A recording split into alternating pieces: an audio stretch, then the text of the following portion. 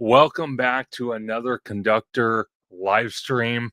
Today, we are going to be talking about the future of the Walt Disney Company with now breaking news that just happened the other day. Parks Chairman and Experiences, Josh D'Amaro, got named as the new CEO of the Walt Disney Company, and he will be taking over literally the day after we get back from our Orlando trip with the one and only Hollow Gelato. But without me rambling on, let me just bring on Hollow Gelato because it's better to have him on stage than backstage. So let's do it. Hollow Gelato, welcome in. So glad we can keep doing these live streams because you're my partner in crime when it comes to live streams. I don't know what it is. It's crazy. Yeah, I mean, absolutely. Thanks for having me on. And yeah, we are. We just like became like the dynamic duo of the live streams because especially after our historic 11th hour live stream marathon we did, I think we're pretty much the king of the hill on that one. Oh, pretty much. But before we get started, George, where can everyone find you on social media? Absolutely. You could find me along with my fiance Abby on Hollow Gelato, where basically we cover all things theme parks from Disney, Universal, Knott's Berry Farm, the cruise line. But we also do videos outside of the theme parks where we cover events or just life in general. So definitely come on over to Hollow Gelato, like, subscribe, hit that notification bell because there's content always coming out of there. And also, you could follow us on Instagram under Hollow Gelato as well. Absolutely. And again, please go check out Hollow Gelato. It has, like George says, a lot of amazing content. I've actually been on location with him for some of this content, so it's absolutely incredible to see this guy in action. He literally Boy, do we have that in the next coming of days. absolutely. If many of you don't know, me and George will be at DCA tomorrow and Friday. Tomorrow's going to be the Magic Key event, and God help us, cross our fingers that we get that virtual queue system under control because they will be releasing that at noon, which everyone in their him haw is going to go on the system at the same time, probably crash it. But George, do you want to explain to everybody before we get to our first video from David Muir on World News Tonight? What's the event that's going to happen in the courtyard tomorrow at the Hyperion? If you can let everyone know. Yeah. So as far as the information that Disney has released, tomorrow is going to kick off basically for Disney California Adventures 25th anniversary. They're going to have photo opportunities. They're going to have special character meet and greets, and then again, as Conductor was mentioning, a virtual queue system for us to get like a first come first serve collectible magnet set. I don't know exactly what is of the magnets. I don't know. Disney didn't release anything of that, but it's kind of like a little pop-up kind of celebration. I believe it starts at 2 p.m. And runs till 8 p.m. And the virtual queue starts at noon. But we're going to be there kind of like in the very beginning, just kind of get ourselves at the opening of the park and just kind of like be there and kind of get things scoped out because you never know what Disney's going to drop. They tell us like, oh yeah, everything is going to start at noon, but then who knows? Maybe they'll have something for people just entering in the park, and you'll only know as if you're there and you're scanning in, and then people post it on social media and they say, oh yeah, we got this like limited edition collector something, and it's like, oh man, I wish we would have known that. But Disney at times doesn't like to tell the whole description. No, they don't, and they like to go spirit of the moment, and it's kind of frustrating as hell. I do have to say, and we got Hen Geek Village in the house. Good to always see him. We got Abigail in the house, and we got Jacqueline in the house as well. So welcome in everybody. But and then what's going to happen Friday is the actual day stuff is going to go nuts. You're going to see George literally You know how people describe themselves a walk in the straight line? George is going to kind of divert a little bit and kind of go off in left field. Because here's the thing. By all means, all due respect, it gets crazy. For the 70th, you had to see the line to believe it. There was probably, oh my God, there was probably like almost 100 of us in line outside on Main Street, lining up for the Emporium to get this interactive key that you can kind of see behind my head on my dresser here, and then other items as well for the 70th. It was a madhouse in hell. If you saw the video, and George has it somewhere on his platform on YouTube, but if you saw the video, literally there was probably like 300 people in the Emporium. It was nuts. So this is the crazy part. Okay, so we have this big, this never before produced popcorn bucket.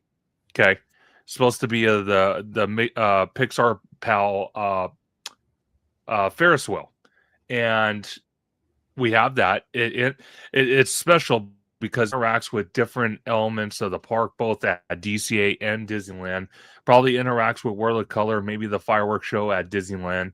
And Then we got it is also worth noting too, folks, that if you are planning on attempting to get this popcorn bucket, it is $50.99. It's not your typical $29.99 popcorn bucket. This one's a little bit more lengthy in price. absolutely, and I'm going to further clarify tomorrow as well, probably with the supervisor or a manager, because I did see on someone's post, I can't remember where I saw it, but on someone's post, I kid you not, it literally said you cannot use discounts. And when I think discounts, I think Magic Key discounts. So I'm going to further clarify that and let everybody know, probably in the post, on my socials, probably on YouTube as well, for anyone that wants to buy it. The best recommendation I could give anybody for the popcorn bucket, not the clothing, not the pins, but the popcorn bucket, it is the mere fact that is to what's the phrase I'm looking for, George? To mobile order it. Mm. That's the best way you could That's have what the I'm gonna best do. chance. Mobile order it. You get 2 per they say customer. I hate using that word. Investor. Okay. Theme park investor. How about that? At least from my words. But they say 2 per customer. But yeah, it's something they've never made before. Like, they've made popcorn buckets never like this, never had interactions like this. So I'm very curious. The shirts, but besides the popcorn bucket, George, because I can ramble on. Besides the popcorn bucket, out of what we've seen so far with the clothing, with the pins, the popcorn bucket, but minus the popcorn bucket, what other item do you honestly think is going to be a challenge to get? I think it's. Hmm. I mean, it very well could possibly be the pins because from my experience from past events, including the Disneyland 70th, they're going to hold the pins on the back counters during up at the registers for checkout. So you're going to have people that are already going to be getting in line just to get the pins, not to mention the people that already have things in their hands that are going to be going into checkout. And then once they get up there, they're going to say, "Oh, can I have those pins?" You know, Absolutely. I think Because the pins are going to be the problem. no, the pins shouldn't be the problem because they're going to be behind the counter. George and I kind of concluded that because people, sorry to say, can't be trusted. So those have to be behind the counter. So we'll have to wait and see. But I'm just going to catch up on some comments before we play this video. We got Mound Lizelle in the house with a $4.99 super chat. Have a good live, fellas. Always a great supporter. Mound Lizelle of Hollow Gelato and Theme Park Conductor. We got Shane Norani. They mentioned it is really our fault. We should have known the announcement come after the earnings call. That is how they have been doing it recently. Well, actually, the kind of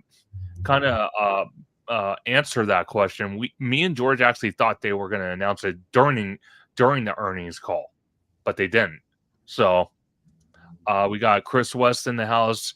He says since they sell them at the popcorn kiosk, no discounts there. Yeah, that's kind of that's kind of a disappointment. Kind of sucks, but hey, what can you do? That's Mhm. Disney for you. Ryan C. Vlog says, "What's up, guys? Do you guys think now that Josh is CEO, he will want to start with a bang and have a big D23 in August and make his mark?" George, I'm gonna have you answer that. Yeah, I'm Ryan. I'm very glad you actually brought that up because I was actually going to bring that up during this conversation. This is going to be a very interesting. Now, this D23 is going to be very interesting. I was skeptical before with it because I thought, well, especially with the parks presentation, we're going to get like updated stuff and to things that are already announced. They're not going to go a full big announcement like they did back in 2024. And that still may be very true. But now this one, more so, Josh is not going to be our MC. He was at the last one because he was chairman of the parks. By the time we get into August, he will already be stepping into his CEO role. So this D23 is going to be very crucial for tomorrow Absolutely. because it is now going to be on his watch, not Iger. Even though Iger is still going to be here till the end of the year, December 31st, 2026, all eyes are going to be on tomorrow. Yeah. So, and it's also going to be all eyes on whoever is replacing him for chairman of the parks. So they still A- haven't made that announcement yet. So Absolutely. this is going to, so I don't know if he's still going to play transitional mode where he's still going to be the master of ceremonies for parks while he is the CEO. Um, and could that potentially mean, could they then announce a few surprise big announcements because of these term of events? No, absolutely. I want to give a big shout out to Chris West for the 199 super chat. Thank you, Chris. No, I 100% agree with you. And there are some candidates I mentioned to George the other morning about, and we'll get into that. I'm just going to read a few more comments so we can play this video for you guys. But Rudio, shout out to Rudio. He's been in the chats lately. Love Rudio. He says pins are already a problem. Then he says, saw a TikTok this morning of people fighting in line at the pin booth by the Lego store in downtown Disney. Mm. Um, and then Ryan Steve Vlog says, I agree, George, because the traders make fake counterfeit pins. Shane Narani says they probably didn't want all the questions being about the new CEO and the new CCO. Chris West says if the place doesn't have a kitchen attached, they don't give discounts. For example, Tropical Hideaway. Um, that's that's very true though. Chris West also asked, "Do you think Ken Potrock gets his position?" Well, we're going to get into that because there's several candidates I have. Alexander Wilson says, "I think the first big announcement will be after the Super Bowl, which will be selling ESPN." I don't think they're going to sell ESPN because they just had a lot of amazing discussions about that during the earnings call. So I don't think they're going to get rid of ESPN, um, at least in the near future. They have too much invested with ESPN and sports are kind of hot. I want to give a big shout out again to Mound Lizelle for a $4.99 super chat. She says, I hope we get an announcement on info regarding D23 ticket sales, dates, and cost of packages. Any thoughts on when they might do that, George, before we play this video? I think if history is going to repeat itself from the last one, now what they did the last time, because tickets went on sale March 26th.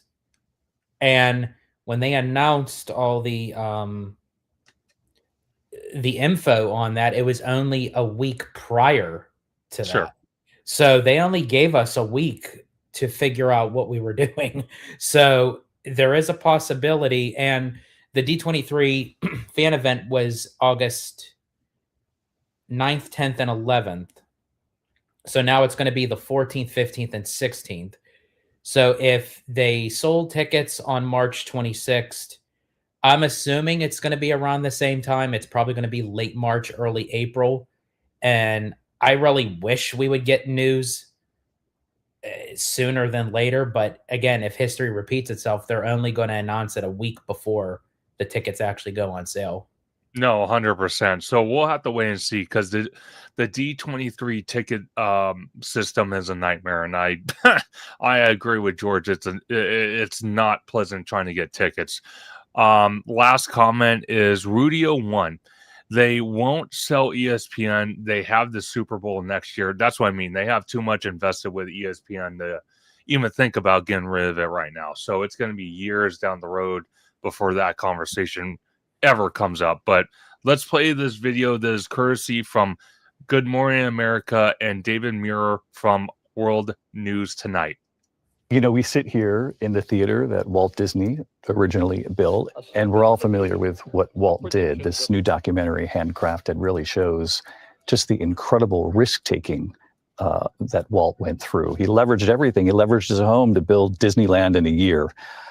You're sitting next to a man who's led this company for nearly 20 years with significant risk-taking, billions of dollars in acquisitions for Pixar, Marvel, Lucasfilms, 21st Century Fox. And as you sit here, the new CEO, I'm curious what your appetite is for risk-taking and how do you meet the moment? First, you're reminding me that I'm sitting next to Bob Iger, one of the best CEOs of all time. It's a bit intimidating. We know each other well, Josh. We do know we know each other well. But Bob's a big risk taker. I'm a big risk taker, and that's been true my whole life with how I've approached growing as an individual to how I've approached the business world. And I think you see that on full display today. I mean, just several months ago, we announced a massive expansion in a new part of the world in Abu Dhabi. We did that quickly. We did it ambitiously, and we knew there was a new part of the world to serve. I saw that image of you, Bob, that you posted. Yes, walking on the property that will one day be Disneyland. When Josh and I first visited, we stood on that same property. Okay, just to clarify real quick, this picture right here, we did not see that picture. So Yeah, I don't know where. This one we didn't. And when I saw this when they showed, I thought those sneaky cheekies, like because when Iger dropped those photos, it was just of him, but little did we know Damaro was with him. So again, they knew this. They knew what they were getting into. They knew who they were all picking for what thing. So when the board said, "Oh yeah, we have a collective vote that we have to do in the next week," yeah, my Aunt Petunia, Yeah, well, pretty much. And Shane Narani hits it right on the head. They didn't want to, turn the earnings call into the new CEO and new CCO, Q&A session. They didn't want to do that. That's going to actually be for the, what do you call it, shareholders meeting. Well, that's what I was just going to say. The shareholders meeting, that's going to be interesting because that will literally be day one for Damaro and Dana Walden in their new roles. So that's going to be a very interesting shareholders meeting. And I'm wondering too, now that I'm thinking about it, because I just said like history is going to repeat itself.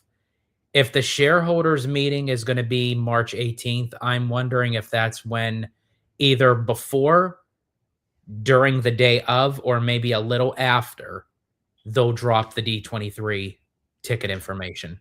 Probably, if I had to guess. But we'll have to wait and see. You look at the sand, you look at the place that you're in, and you dream big ambition, and you think, well, we can do this. Let me ask about another bet. Disney recently made news for this $1 billion bet in OpenAI, artificial intelligence. People at home certainly know about artificial intelligence, the risks, the rewards.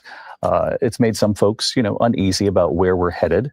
It's going to allow, people who are on social media create their own videos with Disney characters from, Star Wars, what have you, from Elsa to Mickey Mouse. I'm just curious, Bob, how you go about stepping in that direction while at the same time protecting the Disney character, protecting the humans behind the character who created it, the actors, while also embracing where we're all headed. I'm glad you raised that, because one of the reasons Josh was chosen for this position is I've observed him over the years that we've worked together as someone that views technology as an opportunity and not a threat. And I believe that is critical, because when you look at the history of human beings, no generation of human being has ever been able to stand in the way of technological advance. It happens. The reason this company is so special is because of how creative we are and the human beings that are generating that creativity.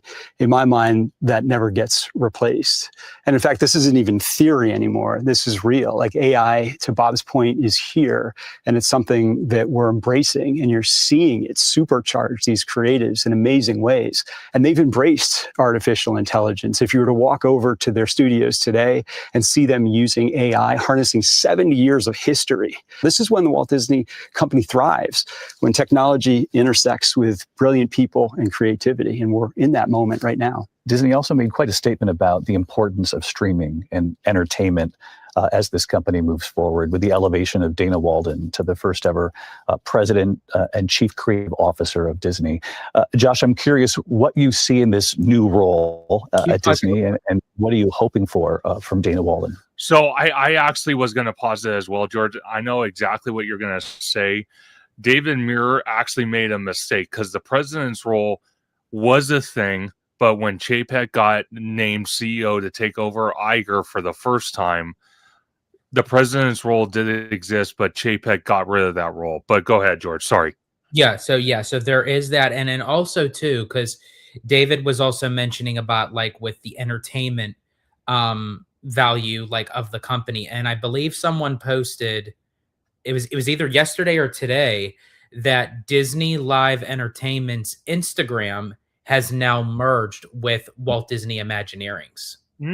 So I think that's very interesting, and that's very telling of how both ends of the spectrum of what Damaro's role is and what Dana Walden's role is, of how they're just kind of, again, of how even Damaro said it, intersecting together into one.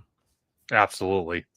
Well, I'll start with Dana Walden. She is an incredibly powerful executive. She's got years and years of experience in this space. She's exceptionally creative, and she's a great human being. So Dana and I have had the benefit of working together for the last 5 years or so, and getting to know each other well. I think that the way this organization is set now, with her as president and chief creative officer, is going to be a very powerful partnership. And I think it's absolutely the right step to continue to push us into this next frontier. As we walk the Disney lot, both men aware of the weight of this role. You joke the weight on your shoulders. Is it a little lighter today? It is. Yeah, you can't just turn the switch off one day on something that you've been so involved with, and it's such an important part of your life. But I'm just looking forward to quieter moments and quieter days and a little bit more, I don't know, room in my life. But we know Bob Iger, it's not going to be too quiet, if I had to guess. And for you, conversely, is the weight a little heavier? Yeah, the responsibility, the sense of responsibility that I have for this role and this company. Of course, I feel the weight on my shoulders. I think I should feel it, but I just feel so fortunate to be in a position to be able to be that next steward for the brand into the next 100 years. Well, 28 years and many more to come. Congrats, Josh. Well earned. Well deserved. Thanks, Dave. Thank you, Bob. So I want to ask you, because it almost, how can I put this? It almost seemed like, maybe it's just me though. It almost seemed like since Iger was sitting there next to him, that Josh was saying all the right things and not really saying what he honestly thought, because obviously his boss is sitting right next to him, Oh yeah, and I he's mean, not, it's you know. and I think it's very human nature that when you have your boss sitting there, you're always going to like turn, because if you go back and you look, Demaro kind of like looks over at times at Iger Multiple times. for like clarification, like, am I saying this right? Am I doing this right? Because even though he got the role, he knows what happened with Chapek. And Yeah. he knows that, again, yeah, it is all on his shoulders. So it is feeling the weight, and I still think that Josh has the chops to do something great, but he has to now prove himself. And there's going to have to be a time where Iger, yes, I get it, that he's going to finish up his term. And I know that they're going to be watching him like a hawk, because they're not going to want anything like what happened with the Chapek era, that once Iger is gone, that's it. There's no coming back again for a third time. So I think that is on like the board and the executives and Iger's, mental thinking. But for Josh, at the same time, if you're giving him this opportunity and this role, it's like when a baby bird is ready to fly, you just push him out the nest and let him go, So No, 100%. So it's just, again, I know a lot of people online are not happy about this decision. But to be honest with you, with Dana Walden right there to help him, running the studio side and more of the side that kind of Josh is kind of a little light in knowledge about. I think the company is in good hands. You got the board right there. You got Dana Walden. Josh is already known for taking care of the parks, the cruise lines, the experiences. So I think we're in good hands. The market did take a little bit of a hit, and we'll look at that. I just want to get to some questions before we get to this next video. It's about 11 minutes long, but it's Ed Ludlow from Bloomberg interviewing James Gorman, the board chairman of the Walt Disney Company, and he kind of goes into explanation about why they chose Josh. But I just want to get to a couple comments real quick that popped up while we're watching the video. We got Cal Waves in the house. He clarified.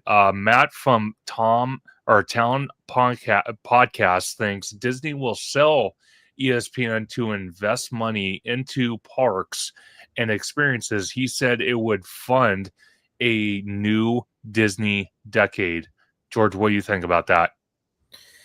I really think so. I think Demaro has that kind of mentality, that especially since he is, even right now, he's still considered chairman of the parks or experiences, because he doesn't fully go into this all doesn't go into full effect until March 18th. So for someone who knows the brand of the parks and experiences, for someone who works with Imagineering and everything, I hope that transitions well with him as CEO. Now, people could say, well, Chapek was, chairman of the parks, and look what he did when he became CEO.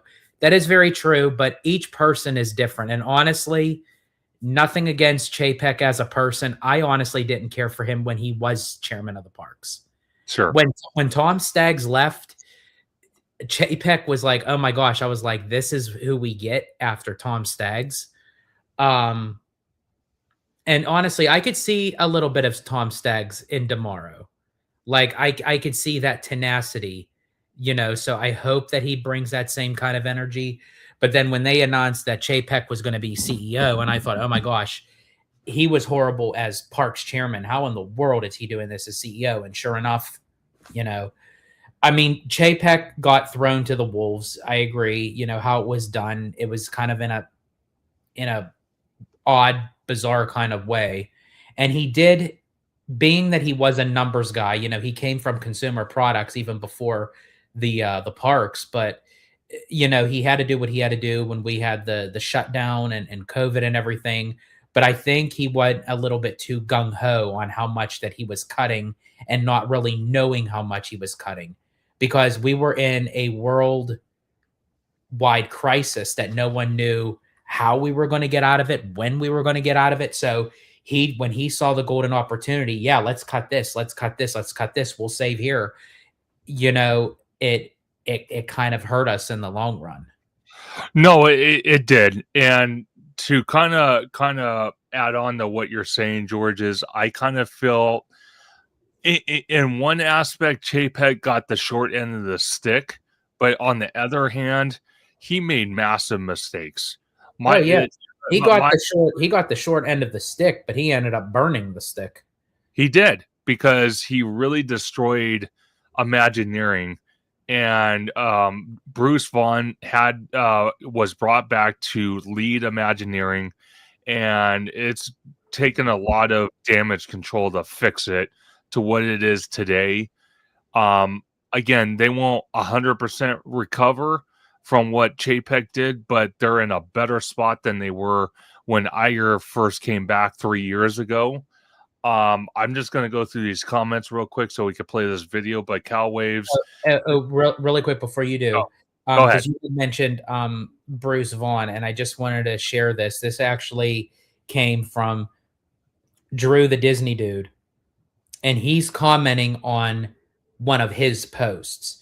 So the original post that Drew put out says, and this is, I guess, from like an article that or someone that interviewed Vaughn. He said, sure. Bruce Vaughn says Josh D'Amaro is a champion of Walt Disney Imagineering, congratulating him on being named CEO. And quote, Josh has been one of Imagineering's most genuine champions, someone with strong creative instincts who truly understand the power of story, place, and emotional connection. I've had the privilege of working closely with him, and I'm personally grateful that almost 3 years ago, he invited me back to lead Imagineering again. It's a decision that speaks to his belief in creativity, collaboration, and the people who bring these worlds to life. With Dana Walden serving as president and chief creative officer, Josh has an accomplished creative leader helping steward the company's storytelling as it continues to evolve across platforms and generations. I'm also deeply grateful to Bob Iger, whose leadership and belief in creativity helped build the foundation where we stand on today. The road ahead is an exciting one, and Walt Disney Imagineering is ready. And that was the original one. And then Drew responded to that post. And I quote Drew. He says, "This is the endorsement Disney park fans should be excited about. Bruce Vaughn is happy about Disney CEO Josh D'Amaro, and that says all I need to know. The future of Walt Disney Imagineering is in good hands." Absolutely. It's in really good hands. I know there's people that we know in our content space that don't agree with that decision. But they, at the same time, when they don't agree with it, they are wishing Josh the best, and I think he's going to be a lot better than Chapek. And honestly, and we have to take this into consideration too. He's not going to be perfect. He's going to make fumbles. He's going to make mistakes, but it's how he gets himself out of it is how is going to perceive. And honestly, as I always say with everything else, you can have your initial upfront opinion. You can have your concerns. You can have your cautions, as we all do. But I say, let's give a full rundown once we actually see him in action. 100%. And I just want to share another comment before we play this video. This is from Shane Narani. She makes a great point. She said a good CEO will delegate and put good people around them. A CEO is only as good as his team. And that's true. That goes for a lot of things, especially in the customer service industry. If you have good management, right? If you have good management that treats employees fairly, gives them creative control and supports them, then the employees that you oversee are only going to do fantastic, wonderful things for the company and their career. So I do agree with that comment. I love that comment. I really honestly do. But here's the video from Bloomberg. George, at any point, if you want me to pause it, because I haven't seen this video yet. So this is gonna be okay. So at any point, if you want me to stop it, just let me know. Sounds good. After a 3-year search, Disney's board and its chairman, James Gorman, have named a CEO successor. Josh D'Amaro will be promoted from being Parks chief to succeed Bob Iger in March of this year. And Mr. Gorman joins us now. Sure. Good morning, Mr. Gorman. Thank you. Go ahead. Okay, this has absolutely nothing to do with anything. I just have to just blatantly just say this. Sure. If there was any accent that I could ever have, I would love to have a British accent. I don't know why. I can't make one myself. Like I sound horrible, but I'm just saying, like, in general, that if I could adapt an accent, I would love to talk like a British person. Oh God, here we go. Oh, I love George for that. I do. I do. For your time. I mean, let's start with the simple question. Why James D'Amaro? James? Well, Jesus. It's Josh D'Amaro. But Josh D'Amaro. Good morning, Ed. He's a fantastic. Okay. This is already off to a bad start. Okay. You're gonna. You are set up to have this conversation and an interview. And again, going back to making mistakes. That's a huge mistake right out of the gate, that you don't even know the person that you're talking about. Especially on national TV. It's one thing to do it on a YouTube live stream. It's a whole different animal when you have probably millions of people watching you. But now, go ahead. And one last thing I will say, just to be fair, I think what happened was because this gentleman here is James Gorman. So I think what he was doing was, since he was talking to a James, but knew that he had to say Josh. But the fact that he didn't recover, see, this is what I'm talking about, recovery here, folks. If he would have said, oh, excuse me, I'm so very sorry, I apologize, Josh D'Amaro. But he just sat there thinking, oh, I said it correctly. And that the fact that Gorman had a correct, and then wasn't there a person that said in the background that said James? Like, who? What was that? Was that actually on the thing, or was that you? No, that was me. Oh, okay. Because I was going to say that would have been hilarious that if someone in the background of their studio while they were live, when they went James. Good God. Fantastic executive. He's strategic. He's run a huge operations, one which Disney is now investing $60 billion of capital into. He has great creative instincts. He has what Bob Iger calls exceptional taste. He's a leader who's operated all over the globe, including the recent expansion that's going to happen in the UAE, which he did with Bob. He's the person for this time. So Josh is just a. I'm so very sorry. This is a comment from MH Reels at the very bottom. Bob Chapek did not support his team. I agree with that. And then also, I feel like his team didn't support him. So that goes both ways. And I think that's where the calamity was. And then how it ties back into this, I think from what we're all hearing of what Iger is saying about D'Amaro, what Bruce Vaughn's saying about D'Amaro, everyone is backing Josh up. So that's a good notion. Absolutely. Standout executive. We looked all over the world, as you could imagine. We wanted to do this right. We wanted to make sure that whoever got the job beat all comers, and he beat all comers. So we're thrilled. Mr. Gorman, what mandatory goals, performance targets did you set Mr. D'Amaro over the term of his contract? Well, we haven't set goals in terms of his contract. He hasn't started. He'll be taking over as CEO at the annual meeting, which is March 18. Bob will be working with him through 2026, guiding and mentoring and helping further develop him. Obviously, he laid out a vision for the board in the various discussions we had, which we had numerous ones. We really got to know Josh and all the other top executives, Dana Walden, Alan Bergman, Jimmy Pitaro, just a tremendous group of 4 executives we had to consider in this process. And, over time, we'll work with him as he settles into the job to lay out what the right strategic moves will be and how we're going to measure ourselves against those. So I'm highly confident in Josh and the team working with him.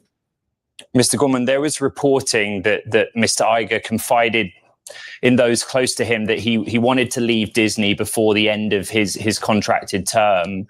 To what extent did that push the board to move up its succession timeline?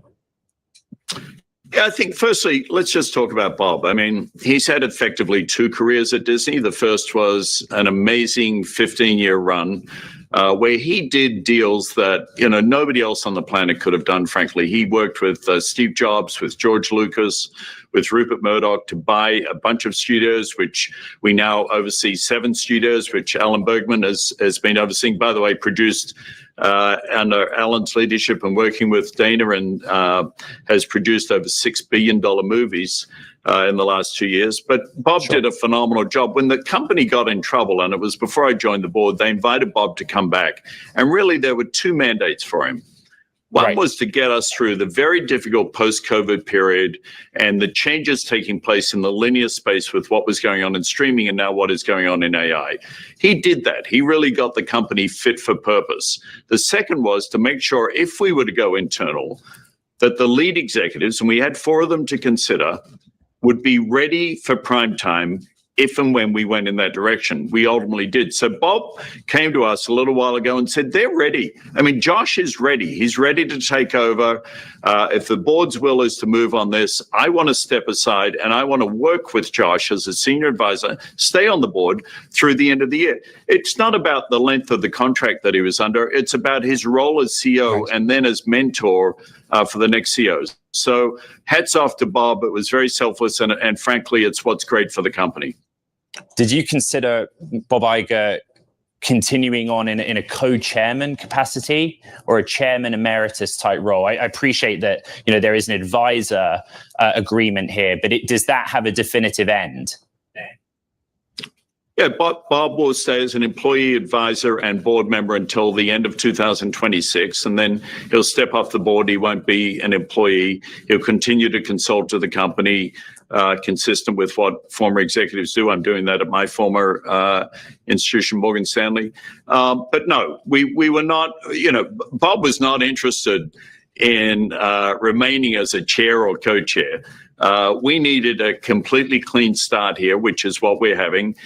He'll be there to support and mentor, and we have the right structure for the future. So we're thrilled. And, you look at what's going on now that we've appointed Dana also as president and a new role, chief creative officer. That's to ensure that the leadership team at the heart of this company is creativity and storytelling. And it's to ensure the leadership team brings their absolute best every day, leveraging our IP, telling stories across all of our properties, whether it's cruises or parks, our TV, our ESPN platform, and obviously the studios. Right. So we're really set. We're set for the next decade. I'm very excited about it. Mr. Gorman, ultimately, you went with Josh D'Amaro for the CEO role in promoting Dana Walden to the CCO president hybrid role. How conscious were you of keeping her, giving her that title to ensure she stays at Disney long term? Oh, my goodness. If you don't want to keep talented executives, there's something wrong with you. We had an embarrassment of riches. We have, as I said, Jimmy Pitaro, who's run ESPN, is a fabulous executive. Alan Bergman, who's run our studios businesses at 7 studios, has done an unbelievable job. Dana, obviously, incredible executive with a long history in Hollywood, in the industry. And Josh, we want to keep all of them. And I believe we will. I mean, I think this is a win-win for everybody. And I couldn't be more excited about it. So yeah, absolutely. If you have talent, you want to keep them. Finding talent, developing talent is really hard. So when you got it, you do what you can to retain it. Well, Mr. Gorman, it seemed like a four-way playoff, right, of internal candidates. In that vein, how concerned or otherwise were you about keeping Jimmy Pitaro and Alan Bergman at Disney long-term too?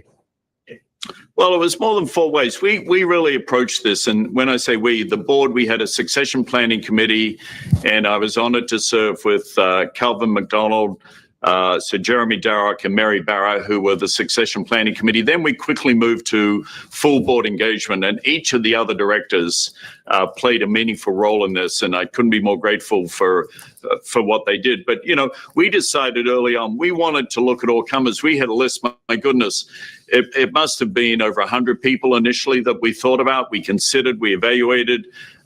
We ended up talking to several executives outside the company because I wanted to be sure, we all wanted to be sure that whoever got this job got it on their merits. This was they had beaten anything that was presented from the marketplace, and we had the best possible candidate. So that included external, it included internal, and included the four that you talked about. And I think all of them are very important to this company, and we're honored to have them in critical roles.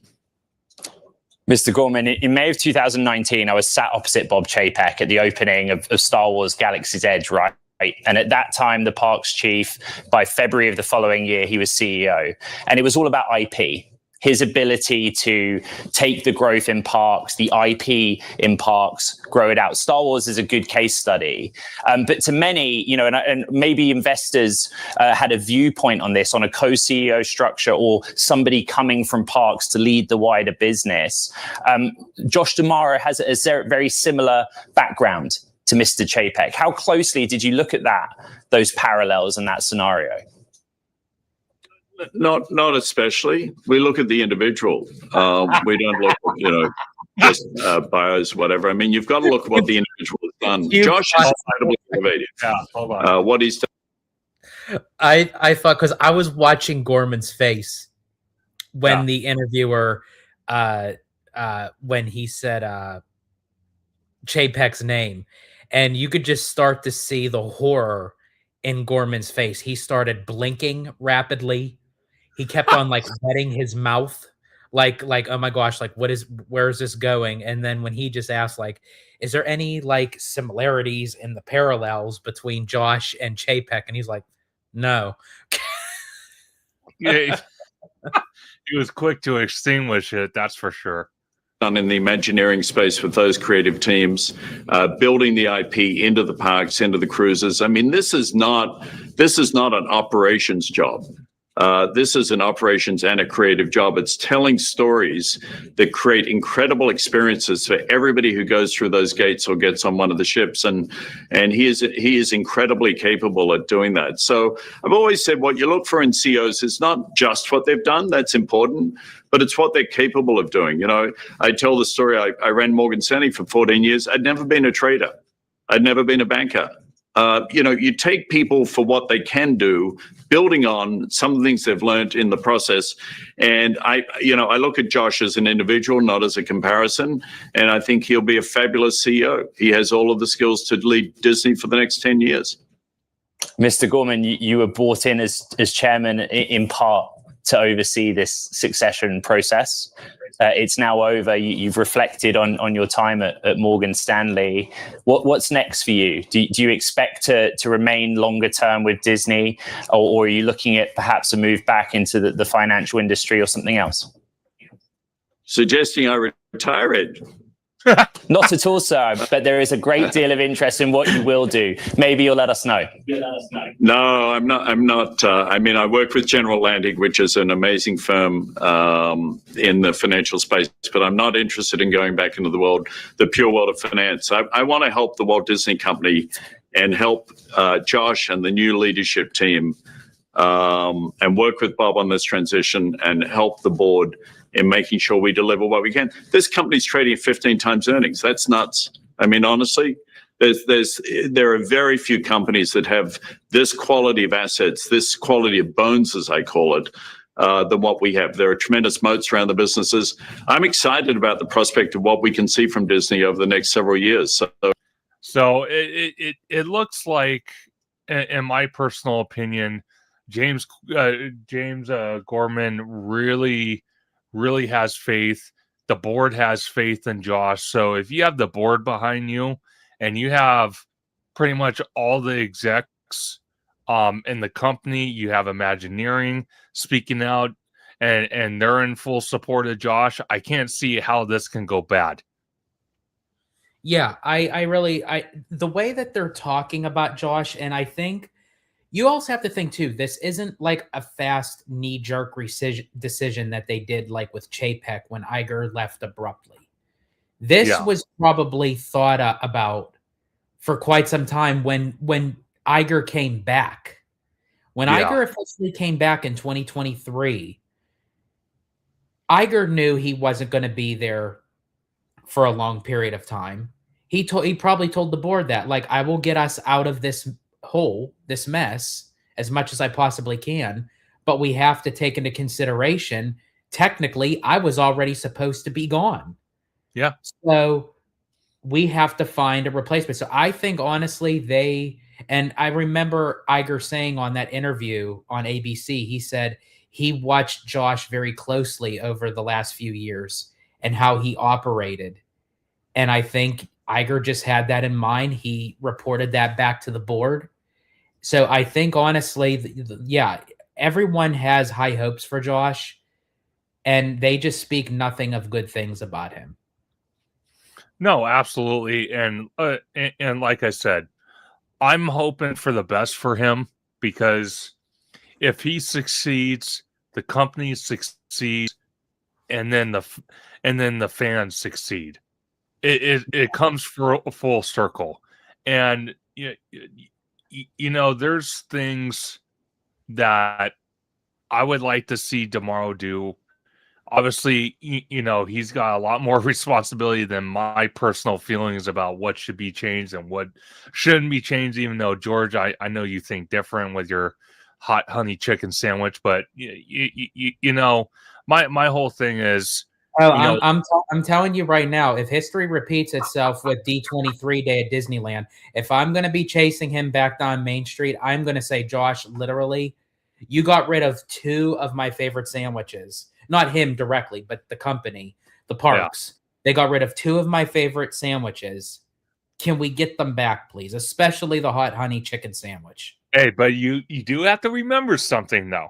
Now that he's going to be CEO, and at that time he will be the CEO officially, he's going to have a couple more security around him. So it's going to be hard for you to run down Main Street and plow through that.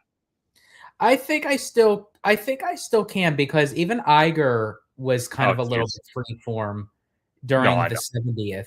Like, because I remember, because Demaro was on the right and Iger was on the left. Like, they still have their teams with them. But sure, I was so close. I was this close to Iger, and he just had, like, he was swamped with people, and I was so close. And I thought, dang it, I missed him. But yeah, I think, honestly, the hype of Demaro, I get what you mean. Like, I think the popularity, if he does this really well, is going to go even higher than what he was as chairman of the parks. And that's something. That's something I'm super excited for, because I know I mentioned earlier in the live stream that I do have some candidates for his position. So I just want to read this for everybody, and George, you can chime in on this as well. You actually brought this to my attention. This article is from a blog Mickey, but I went to this specific section because it says Demaro base salary as CEO will be $2.5 million per year. This is the exact same amount as former Bob Chapek, but more than $1 million per year salary that current CEO Bob Iger collects. From there, Demaro will receive a one-time long-term incentive award with a target value of $9 $11,705,000. That brings his compensation package up to $12,205,000. But we're not done there. It says tomorrow will be eligible for a long-term incentive award of $26,250,000 for each fiscal year that he is CEO. Each year, the compensation committee committee of the board will be able to adjust, increase, or decrease that amount based on its evaluation of tomorrow's performance. Iger long-term incentive award is currently $25 million. Whereas Chapek had a long-term incentive of $15 million. Tomorrow total compensation package totals $38,455,000 for his fiscal year as CEO. In 2025, Iger collected $45.8 million. In 2024, Iger collected $41.1 million. In his nearly full first year back with the company in the fiscal year of 2023, Iger collected $31.6 million. God, that guy roped in some money, but he had to do a lot of damage control too, so I get it. Additionally, Damaro will be eligible for an annual performance-based bonus worth up to 250% of his annual base salary. That would be up to $8,750,000 in annual bonuses. Damaro top line bonuses of 250% is actually less than the 300% that Chapek was entitled to, but more than the 100% bonus that Iger currently enjoys this year. Josh Damaro takes over the CEO of the Walt Disney Company on March 18th. So I find this very, very interesting. Okay, so right here it says Damaro top line bonus of 250%, and Chapek's was 50% more at 300%. Do you think it will go up 300% with due time and maybe even past Chapek? But it all really depends on his progress as CEO and his decision making. I honestly, right now, I do have faith in Josh that there could possibly be a record breaking of that number. And I think that he could potentially surpass Iger with those numbers if he does everything well. I'm not saying perfect, but and I'll actually run some things down the list of how he can surpass to get that those numbers. But I just want to jump over to the chat real quick. Sure. We have Big Samus in the house.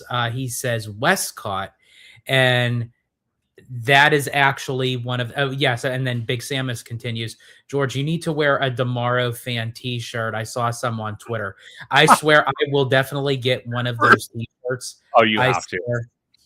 That if anybody wants to super chat me so I can get a slew full of different ones of Damaro shirts, I will wear them in the park. I will, and I swear if I find him, I want a selfie with that shirt. Hey, I'll second that. I will second that. And then also to so Big Samus mentioned Westcott, and whether or not that they do Westcott, but just primarily the third Disneyland gate at the Toy Story lot. We're already kind of seeing moves with that, even though Disney didn't confirm that. But with the art bus system, that is actually going to be ending. I believe when is that ending? Is that ending? So that's ending March 31st, and April 1st will be the first day that they are non-operating.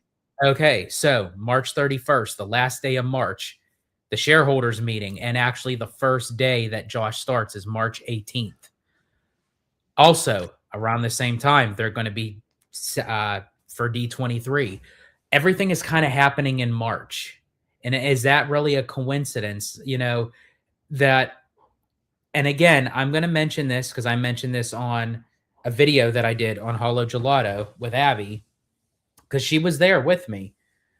When we were there for my birthday at the timeshare, we spoke to an employee who obviously works in that area, and he said to us that the bus system next year is going to be discontinued. And this wasn't announced yet. But he told us that, and he said for a new theme park from Disney and a new hotel. Now, surely that was information that he shared with us that he probably shouldn't have. Yeah. Because now the news is starting to come out now. But the fact that he said it's for a new theme park and hotel by Disney, I mean, again, things could be misleading, things could be misspoken, but I don't know. I think the Toy Story lot is destined to be the third gate, and I think getting rid of the bus system is the umbilical cord, if you will, to start that process. No, But why would they be doing this now? Right as Tomorrow? I mean, that's a huge move if Tomorrow mentions the fact that the Toy Story lot is going to become a third Disneyland gate. Also, a couple other things, really quick, just down the list, and then you can respond to them. Disney getting rid of, Tomorrow.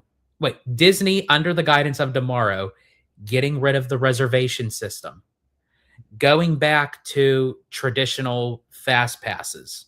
Maybe not like, I miss the paper ones, but sure. even if they give it to us digitally, but just treat it as if it's the paper fast passes. Give us more incentives with our annual passes. You know, I think if he does bring back Magical Express, I think if he did things like this, oh man, that percentage of 250 would spike up in a minute, because it's not appeasing the executives, it's not appeasing the board, it's appeasing us fans, or as you say, investors, the consumers. You know, so, and then if we're happy, then that makes the company happy, that makes the board happy, and essentially that gives the higher percentage to Tomorrow. No, 100%. So let me start with the art buses that you mentioned. Do I think it's a coincidence that they're going away literally almost 2 weeks after Tomorrow takes over? No, that's not a coincidence. I honestly think, and Bricky actually brought this up when I had him on a live stream, was that he honestly thinks that the Toy Story lot will be touched before the Simba parking lot. Oh, I'm sorry. I know that Bricky said that, but I'm gonna toot my own horn. I'm sorry. I said that prior to him. That was my major thing, because when you have the rotation of them doing what they're doing right now with DCA, they're not going to do DCA on top of DCA. They're going to complete Avengers, they're going to complete Coco, and they're going to complete well, maybe Avatar. Let's just say maybe. Yeah, maybe. But once they finish that, they're not going to say, okay, let's move to the Simba lot and let's do another wave of expansion. They're not going to do that. Well, here's the thing. And now that I said that comment during the live, now I'm thinking back actually, because I think he might have said, though, if my mind corrects me, that either they were going to touch the third gate first, or they were gonna look at possibly the Simba lot or the Lilo and Stitch lot. The only reason being, I even mentioned that because during that conversation, it was a long live stream. During that conversation, he did say that not as long as ours, though. No, not as long as ours, but a fraction. But it was yeah. But he happened to mention that the third gate, a lot of what we might see for that third gate, attractions, pavilions, because we all kind of feel like it's going to be a small version of Westcott. We all kind of feel that in a way, but who knows?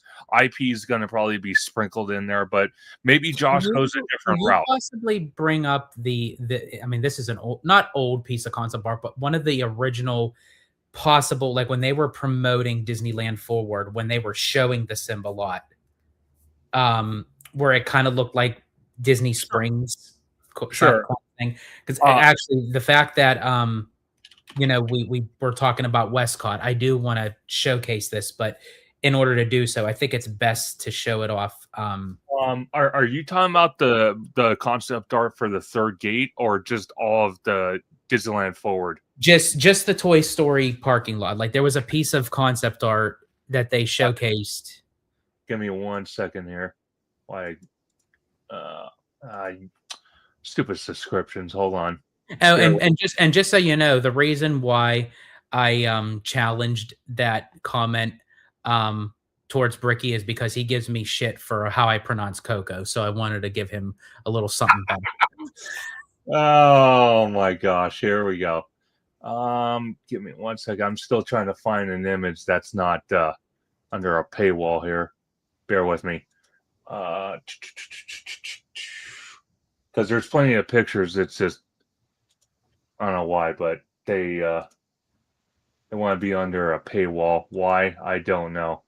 Okay, well, let me see if I can. Yeah, because it was like an older. Yeah, it's on Google. It's just, yeah, it's under a paywall though. It's stupid, like LA Times or something like that. Okay, here we go. I think I got it. Okay. Oh, you got it. Okay. I'll share your screen if you want to pull it up. Yeah, sure. But you're not wrong. But what he was hinting at while you do that, okay. So what he was hinting at before you go into your breakdown is that this third gate, we can actually see attractions from international parks.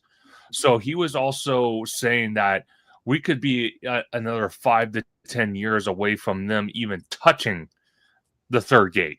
So he was saying that in the meantime, we finished the Avatar, Jesus. We finished the Avengers attractions. We finish the Eastern Gateway. We finish Coco. We finish, or at least we're halfway through Avatar before they even touch this or even consider touching it, or even just touch the Simba parking lot or the Lilo and Stitch parking lot. Because he thinks, from what I remember, he thinks this is minimum 10 years. Because we all kind of, and George, please correct me if I'm wrong, but I think he was saying, or you were saying, that this is part of a 30 or 40-year plan. Yes, Disneyland Forward is literally a 40-year project, so to speak. There's not one individual thing that claims to be Disneyland Forward. So everything that they will be doing, whether it's in the current parks, building a new park, updating Downtown Disney, more hotels, more restaurants, is all going to be part of Disneyland Forward for the next 40 years. 100%. But go ahead. Sorry. No, you're fine. But no, I definitely agree with Bricky. Actually, I do. I think honestly, 10 years, I think sounds about right. Now, when he said 10 years, did he say like start on it or like completed? Do you remember? Well, I think again, if my memory serves me correct, I think he said started. The only reason being is because I think at Disneyland, because they have a lot of R&D already from international attractions that these companies have built for their parks. But I think I think the Disney company wants to see what Abu Dhabi comes up. And I was just that's what I was getting to my point. You just literally took the words right out of my mouth. I think I agree with Bricky that if he did say start in 10 years, I think so. I think that's going to be, because again, this is a 40-year project. If they do everything right now, as much as we would love for them to do it all right now, Sure. What are they going to then do in the many decades to come? They have to stretch this out. So I agree with Bricky in that statement, because one, that gives some time. And here's the thing: you don't always want to constantly see construction walls up every time. You No. have to give some breathing room. So that's even another thing. Once they're done with Coco and Avengers, I'm going to leave Avatar out for right now, because, Sure. and we could even get into that, because that's a whole nother can of worms. Especially with Coco, and that's over by the pier, which essentially is eventually going to lead over into the bridge that'll cross over to the Simba lot. Sure. When they open Coco, that's already. See, I could just see Bricky just making fun of me right now. Like I'm assuming the way that I'm saying Coco, he'll probably diss me for it. But they're going to want to have that open. Can you imagine doing another round of construction? Because that's going to even be a longer process to build that bridge. Can you imagine that construction literally right after Coco opens? And it's going to be a fan favorite. It's going to be packed over there. Yeah. They're going to want some breathing room in between. Well, that is DCA to be fleshed out a little bit.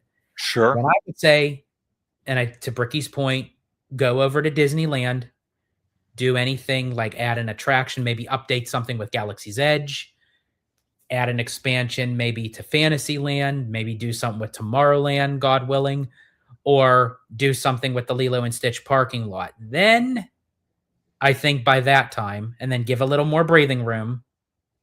And then I think then you can then look into for the Toy Story lot. Well, the third gate. And then after that, then the Simba lot. I feel like the Simba lot is going to come kind of last in that sense. Well, that's something I was going to touch upon. Do you think it's possible that what do you call it? They start work on the Toy Story parking lot the same time they touch the Simba parking lot? Like hit the ground running, like as soon as. Yes. Because I think so. I really do. I actually agree with that, because I don't think they're going to just build a bridge and then say, okay, now we're going to work on something. I think they're going to have a purpose why they're building that bridge. Well, see, that's exactly what I was getting to, because if you look at the concept art from the bridge that's going over harbor, that's coming from the Eastern Gateway parking structure, and do keep in mind, folks, this parking structure is going to have 6,000 spaces. That's like 2,000 more spaces than Mickey and Friends and Pixar Pals put together. So that's 2,000 more spaces.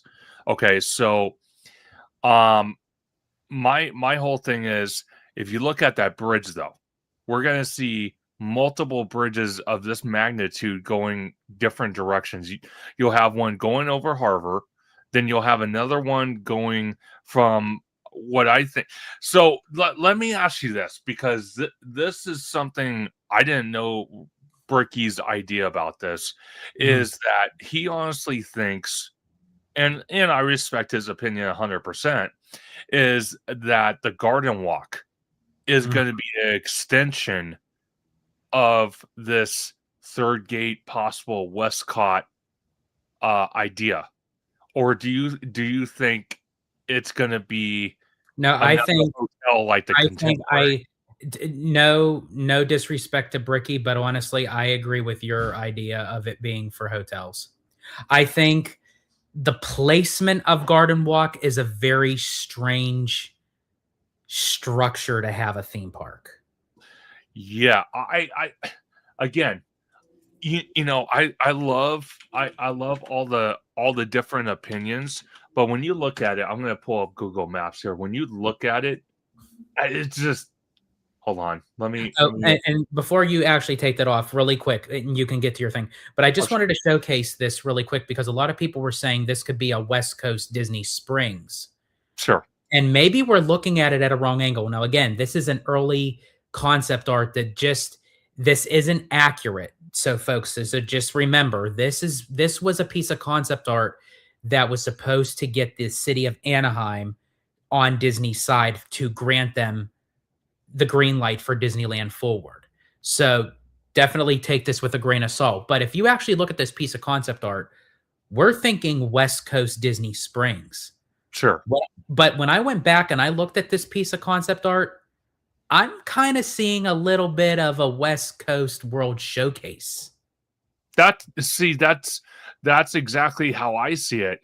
And one thing, I don't know if I said it during the live stream to Bricky, because when he originally did the video, we didn't play the video all the way through because we were already hitting the 4-hour mark during our live, was that if you watch his entire video on the third gate and his ideas about it, he said the center, he's like, they're going to leave that empty. I'm like, that's kind of weird just to leave it empty and maybe have like a booth or something right there. Personally, I'm not saying we would get a spaceship Earth because that's totally ridiculous. That's a copy and paste, and I hate that. But the other idea we had for Westcott is like this big giant spear, and that was going to be our version of Westcott. I'm going to actually see if I could find a picture of that, but he kind of thinks that center area surrounded by water is going to be vacant. I'm like, that's just weird. Now, he did say, though... Are you saying that like it was supposed to be like the replica of... They have it done Epcot. It's not, obviously, it's not Spaceship Earth, but it's the thing that's in front of Epcot. It's like that crystallized... God, I forget the name of it.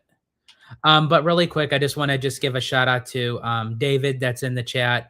Welcome in, David. So glad to see you. Yeah, we're doing fine. We hope you are well as well. And then, of course, we got Amusement Park Pirates. Welcome in. Let me see if I could pull up that. Oh, lovely. It's hard to find it now. Let me see. Let me see if I can find it. I might be 2 for 2. Hey, okay. I think I kind of found it here. Hold on. Yeah, I did. Okay. This is only like just looking at the spear building, but this is what I'm talking about right here. Hold on. Pull it up. Like, I'm going to pull up multiple pictures, so bear with me on that one. Let me see if he has a better picture than that. Okay. This is a good... Why did I do that? Stupid. Okay, I'll just leave it there. Let me share my screen real quick. Okay, here we go. Okay. This spear building, you see that? That would be our version of Spaceship Earth right there. That. Okay. I think I see. Okay. So this is what Westcott was supposed to look. See how the big giant spear, and we don't have,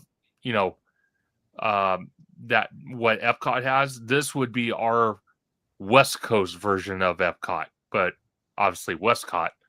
But now, do you think they would still go that route if they have no futuristic part of that park? If it is solely World Showcase, would they go that route? That's a good question. I mean, I like that. I think that would be a great centerpiece. Yeah. I'm just wondering if they're not, unless they do incorporate some kind of futuristic side to it. But see, that's the problem they're having with Tomorrowland now. And even Epcot is having issues. That's why they don't call it Future World anymore. That's why they have like the neighborhoods of, Nature World and Celebration World. It's like Disney doesn't really know what to do when they're using like futuristic technology for a land or a park. Okay. I remember I remember that concept. So this concept is beyond awesome. My only problem is it screams Epcot to me. So again, I love this idea. Do not get me wrong. I think this would work for our Westcott. Just get rid of Spaceship Earth and build that big giant spear. What if they did something that represents like culture? Like culture. Because if it was strictly for World Showcase for, and maybe not countries, but like even if it was continents or something, like what if they did something, I don't know what you would do, but like maybe like a giant, Well, I don't know. I'd have to think about that. yeah. But Well, just to okay. that early piece of concept art. I mean, I know people were thinking West version of Disney Springs, which I hope to God, if Damaro wants to get wins, do not waste 75 acres on a West Coast Disney Springs. No, Please do not do that. no. I don't think personally the way malls are dying out. I hope that's not his direction. I would honestly hope so. But one of the things that wasn't in that ABC clip, and I think it was either on that clip or it was in a statement by Damaro himself, was that he is going to also look at bringing back original ideas. So I don't know what in the hell that meant, but this could be part of that. Maybe. There was a statement by him somewhere online, and George, if you find it, let me know, and we'll share the screen. But I think it came out of his own mouth that was in an article that he stated that he was going to revisit original concepts. He was going to bring back original things for the parks. So I don't know where that statement is. If anyone in the chat knows where it's at, send it to me on my Instagram in the messages, either to me or George from Hollow Gelato. But I almost have like a 99% sure there was a statement put out in the last couple days about that. But you know, this would not be such a bad idea. My only problem is, okay, so let me go back to Google Earth. Well, not Earth, but Maps. I know it looks grainier than shit. Sorry. Is that this is the Toy Story parking lot right here. Mm-hmm. And where I'm talking about and where Bricky's talking about, Garden Walk right here. Right in the middle. Right across Catella right here. And then Yes, you know, if they wanted to if they wanted to combine that and maybe like add a bridge across Catella. Well, that's what he was talking about, and then probably buying up these hotels, but instead of getting rid of them, Disney would repurpose them into Disney resort hotels. Oh yeah. And honestly, that would be perfect because they can literally stay there and then they have easy adjacent to just walk over the bridge. They go through security, Yeah. walk over the bridge, and they have their own separate entranceway into the third gate. So if that's the case, okay, so again, third gate right here. This is his idea. Third gate right here.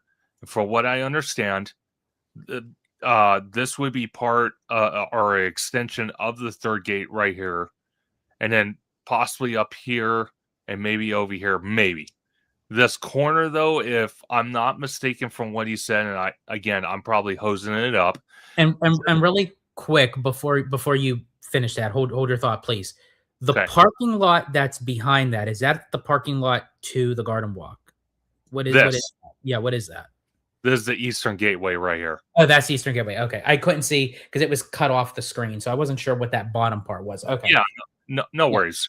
Cool. Okay, I apologize. Go ahead. No, you're good. And this corner right here that kind of faces Catella and Harbor, I kind of feel like they're probably gonna buy this up. And I'm gonna be honest with you, this would be my idea since we're going off Bricky's idea. I would tear down this whole corner right here and build a really, really nice hotel and have an entrance go right into the third gate. Literally. Okay, so are you? So let me ask you this: sure. Of what you just described, would you make Garden Walk an extension part of the third gate with a bridge, or would you have that as the hotels and still keep the third gate at 75 acres? Because if you add an extension bridge, that would add more to the park. Garden Walk would probably add. What would you think? Like another 30 acres? I think I'm not exactly sure how big Garden Walk is, George. If you can search that on your phone, I'm not sure if they would do that because if you're looking at it, quite frankly, it's skinny. It's Yeah. extremely skinny. What I would rather see, since again, this is going to be a 40-year project of Disney with partnership of the city of Anaheim, and the fact that the Angels, the MLB team, is possibly eventually going to move from their location to a new location because their stadium's old, and they're basically putting band-aids on that stadium at this point. If they tore down Angel Stadium, again, just keep this in mind. This is the third gate right here. Okay. If we go across Anaheim here, this is Angel Stadium right here. This is how big this footprint is. So just keep this in mind. This is Angel Stadium and the humongous parking lot that Angel Stadium has. If we go back over here, what is literally right next to the third gate that you can literally buy up this whole footprint right here? Literally buy all this up, the convention center, all that nonsense, and move all this crap. Well, not crap, sorry. Move all these buildings. Move all these buildings to the footprint of where Angel Stadium is at. And George is dying. I can hear him in the background. Sorry, go ahead. But if you had this right here, the Toy Story parking lot, and you had this plot of land right here, that would make a massive, and I mean massive, third gate, and we could really see the full potential of what Westcott was originally supposed to be. If we don't those plot I'm lands. so very sorry. I apologize because I was in the middle of laughing. Would you turn the Angel Stadium into like a brand new convention center? I would. Okay, so you would just do the old switcheroo. You would turn the Angel Stadium into a new convention center, which someone had mentioned. I think it was Cody that mentioned it, or someone mentioned it. Welcome in, Cody, by the way. You know, with the OC vibe and everything, and if they add any like Skyway or anything that would interconnect, you know, that would be a massive footprint that would be an upgrade for the convention center, because then you can take the transportation that's part of the OC vibe from the new convention center that would be in Angel Stadium to the Honda Center, you know, or if it's big enough, maybe they wouldn't even need the Honda Center, but if they wanted to utilize it, they could. And scrap the old convention center if Disney was to buy that up, because I remember Bricky talked about that too in an older video. I remember when he was covering like the Disneyland Forward before I think it was even greenlit, and he had mentioned the possibility of Disney buying up the Anaheim Convention Center. And scrapping that, and that would be a major. Can you imagine combining Garden Walk north of that parking lot, and then of how it shows on Google Maps, and then the Anaheim Convention Center west of the parking lot? So you would basically have like a backwards L. Yeah. That you had. Yeah, I would do what you said. All this into theme park. Yeah. And then north of Garden Walk, that would be for the hotels. Well, see, again, it's a 40-year project, but I like this idea a lot better. You have the Toy Story parking lot. You have this huge plot of land right here. And I think that's why it is a 40-year project, because it's not just the fact of Disney building a theme park. They have to buy up all this stuff in order to do this, and that takes time. That takes time, permits, all sorts of nonsense, meetings, this, that. Because a lot of citizens that live around Disneyland, they already complain as it is with fireworks and all that. Well, I kind of say, like George likes to say, you bought when a lot of those homes, not all of them, but a lot of those homes, they kind of bought into knowing that they're going to live next to a theme park. So that was kind of think that they were going to hear. Exactly. What, like you think everyone's going to sit in front of a campfire holding hands singing Kumbaya? Like, no. it's like you're going to hear laughter, you're going to hear screaming, you're going to hear fireworks, you're going to hear music. You don't like it? Go move to the Bay Area. Like, Exactly. and that's why I say, honestly, all that residential area can go toodaloo as well. And as I said, I'd be more than happy to be by tomorrow and help him sign those 90-day eviction notices, because I'd be coming in like a wrecking ball. You would. No, you would. Seriously. But I like this concept art a lot, or concept a lot better. Toy Story parking lot, land adjacent to Toy Story with the convention center, all that. They level all this to the ground. We get a true Westcott. Garden Walk turns into another hotel like the Contemporary. The monorail gets extended, and literally Angel Stadium goes away, gets relocated, which the team has been talking about for years and years and years. And this massive footprint turns into a newly designed convention center with more entertainment space, more restaurants, more low income housing. You have enough space to fit all that stuff. Then you got the Honda Center with the OC vibe happening with all that they're doing. They want to build a gondola system. I think 40 years, they can easily make this happen. And I mean, seriously. I think so. I think the 40-year goal is for Disneyland to own most of that Anaheim area. And actually, and even though I kind of like I'm sarcastic and I joke, I think even that's on Disney's radar to get some of that residential area as well, along with other businesses surrounding it. So I agree, Cody, when you say they just need to buy out the residents. I think that's also part of the 40-year plan. No, 100%. I think that will happen. And that's currently what I'm thinking. That's what I want to see Disney do.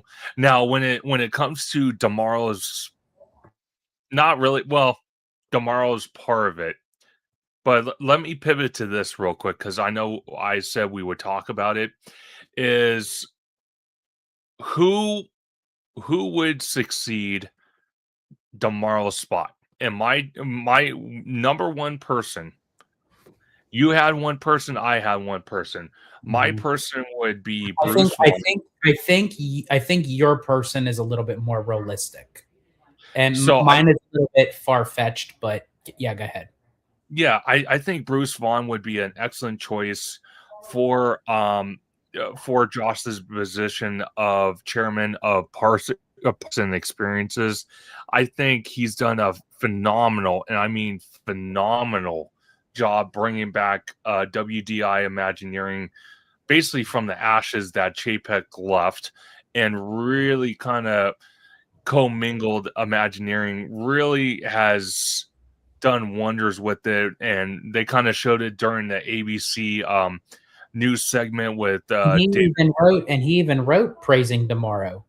Like Absolutely. he actually put out a statement, and I actually love that idea. I know it was brought up a time or two, but it was kind of like an afterthought until you brought it to my attention yesterday when we were on the phone.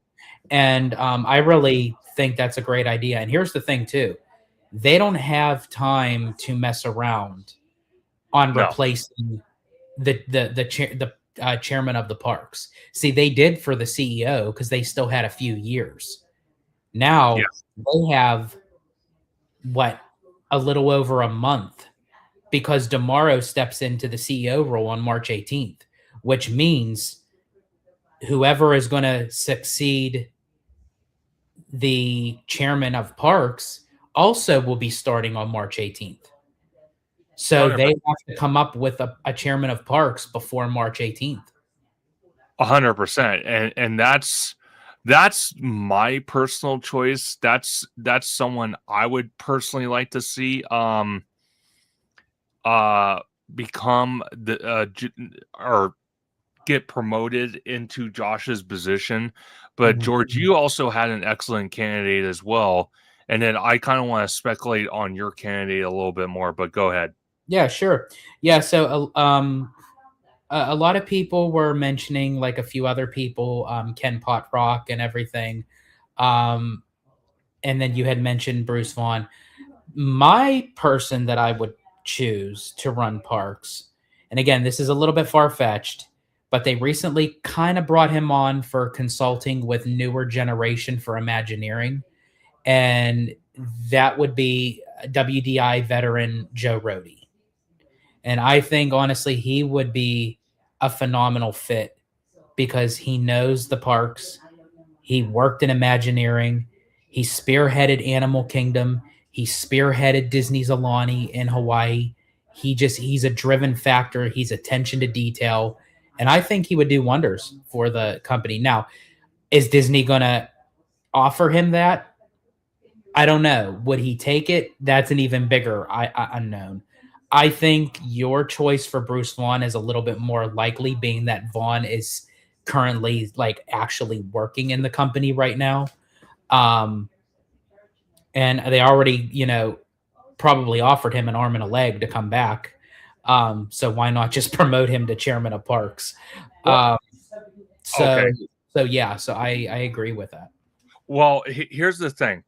I think if Bruce Vaughn was brought in to take over Josh's old spot as Parks chairman, I think Joe Rohde could take over Imagineering. One thing that was actually brought to my attention on a video I did, I think the other day, it was either a live stream or a video. I think it was the video when Tomorrow was announced, and I read the article from the Walt Disney Company website, was that it's possible also, because we did hear about a year and a half ago. I don't know if you remember this, George, but it was something that was kind of sparking people's interest at the time, that we were that they were looking at bringing the head of Imagineering for one of the international Asia parks to come over and run the Disneyland Resort, and be in charge of projects for that. So do you think that guy could take over Josh's spot? I remember hearing something like that. I mean, that's a possibility. I don't know if they would actually take that big of a risk, and maybe like a transitioning thing if they were to ever go that route, but I think they're kind of out of that time. Again, not to rush into a person or anything, but I think they'll have someone internally that's already like over here in the States. But I mean, I do like that idea though. But Amusement Park Pirate says, here is my thought. Josh become chairman of the parks in May of 2020. And I think whoever the next one is may get announced in May too. So do you think they would announce a parks chairman around 2 months after the fact that Josh is already CEO? It's possible. I'm not going to say it's not impossible, but my only concern is, since again, they're kind of rushing to appoint positions. Do they have someone that is capable of doing two different positions, one higher than the other, as a temporary status until they make an official announcement who's actually permanently going to take that spot? That's my question to that statement from Amusement Park Pirates. I'm not saying that it's impossible. They could do it, but I think it would be more beneficial. And who knows? Again, spitballing, during the shareholders meeting, they could announce it. They could say who's taking over Josh's spot.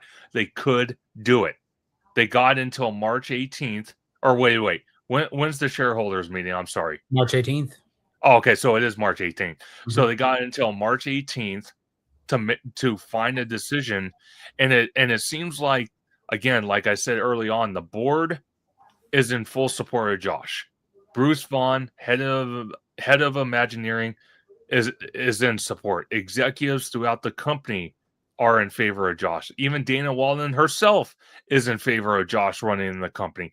So in all reality, since everyone's on board with this, I could see an announcement either right before the shareholders meeting or during the shareholders meeting, that we're going to hear words from not only tomorrow, but we will hear probably words from Walden. We might hear words from Iger as well. Who knows?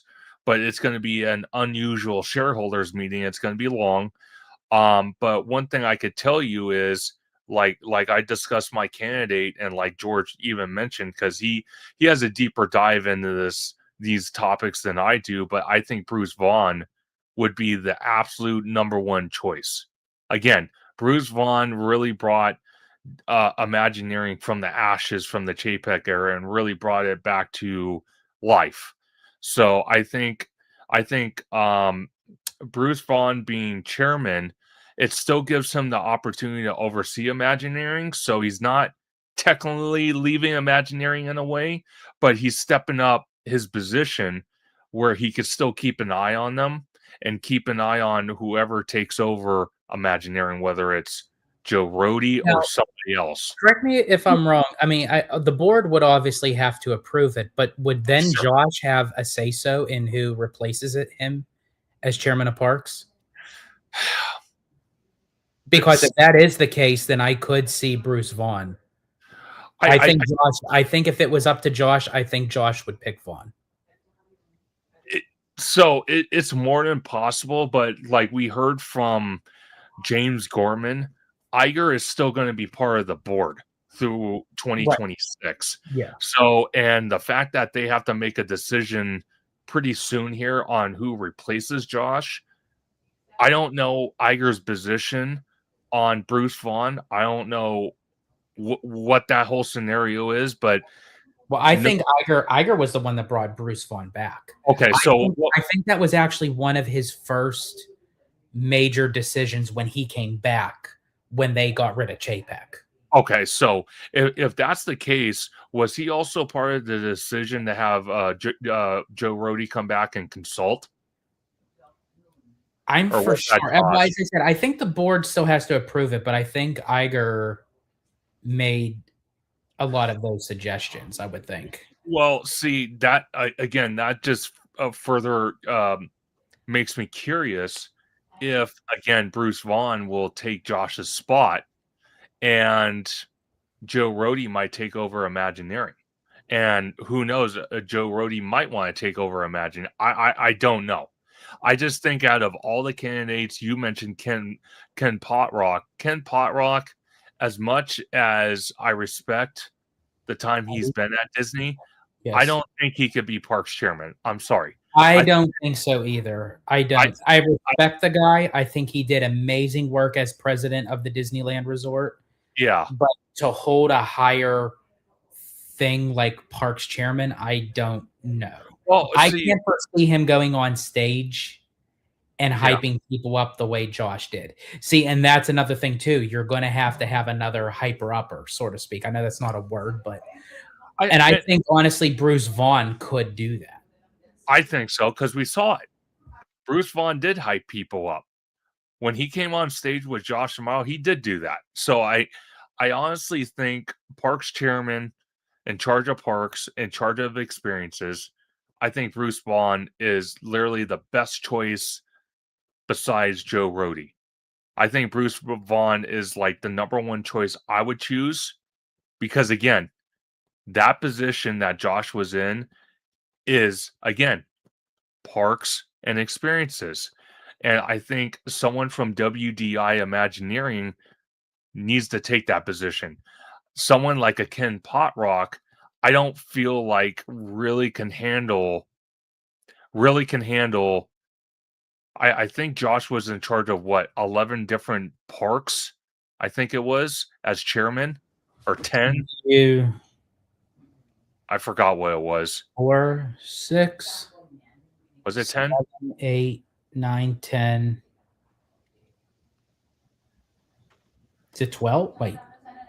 4, 2, 2, 1, 1, 12. I think it's 12. So 12 parks. I don't think Ken Potrock, who was the president of the Disneyland Resort, can honestly handle 12 parks. and then handle the Disney Cruise Line as well. We've seen Bruce Vaughn.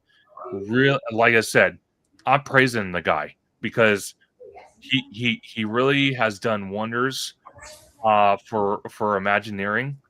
He's traveled all over the world to check on Imagineering projects around the world, whether it was for Disneyland Paris for the World of Frozen with the with the Walt, or not Walt, I'm so sorry, with the Olaf animatronic, to other parks, collaborating with the international parks, whether it was the Asia parks or Disneyland Paris. He's been actively involved with Imagineering at Walt Disney World. So I think it would be absolutely perfect to choose Vaughn as the next parks chairman. So I would like to see that announcement. And George, this probably is better for you to answer. Cody asked, "What's Bruce's experience like?" Yeah, so actually, yeah, because I did see that. So I wanted to bring up a little bit of info on Bruce Vaughn, so that way I could actually read it off accurately. Sure. So right now, Bruce Vaughn, President and Chief Creative Officer at Walt Disney Imagineering. So currently, right now, Bruce took over one of John Lasseter's roles, so to speak.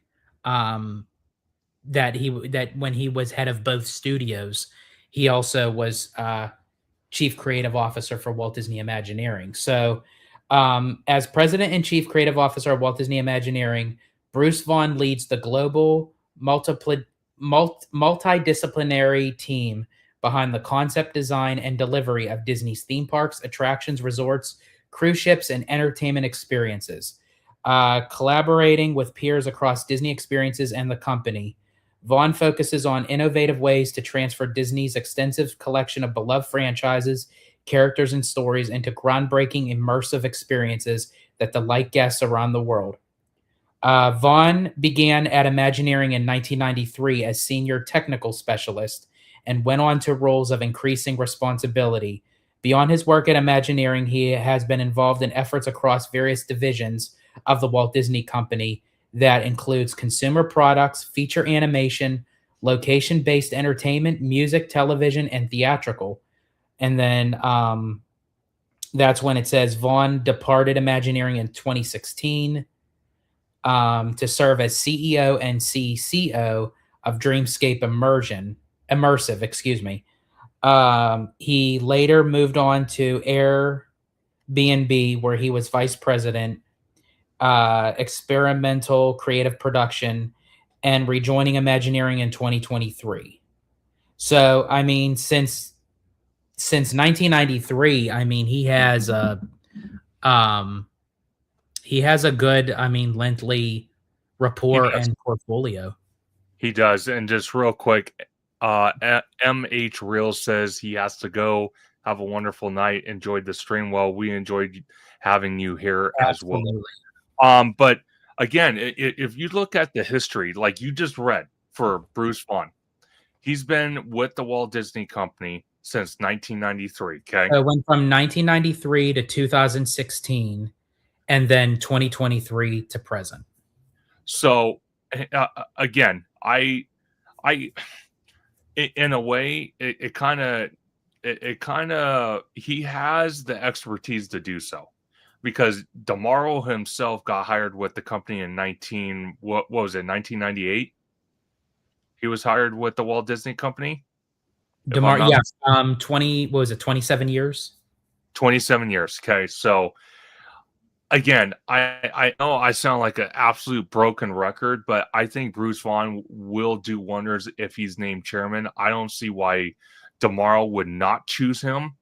Now, with all the execs that could be a possible choice, is there someone besides Ken Potrock? Because I know throw that name out there, but would there be anybody else you would absolutely be surprised Josh wants besides Bruce Vaughn to run his position that we're not even thinking of?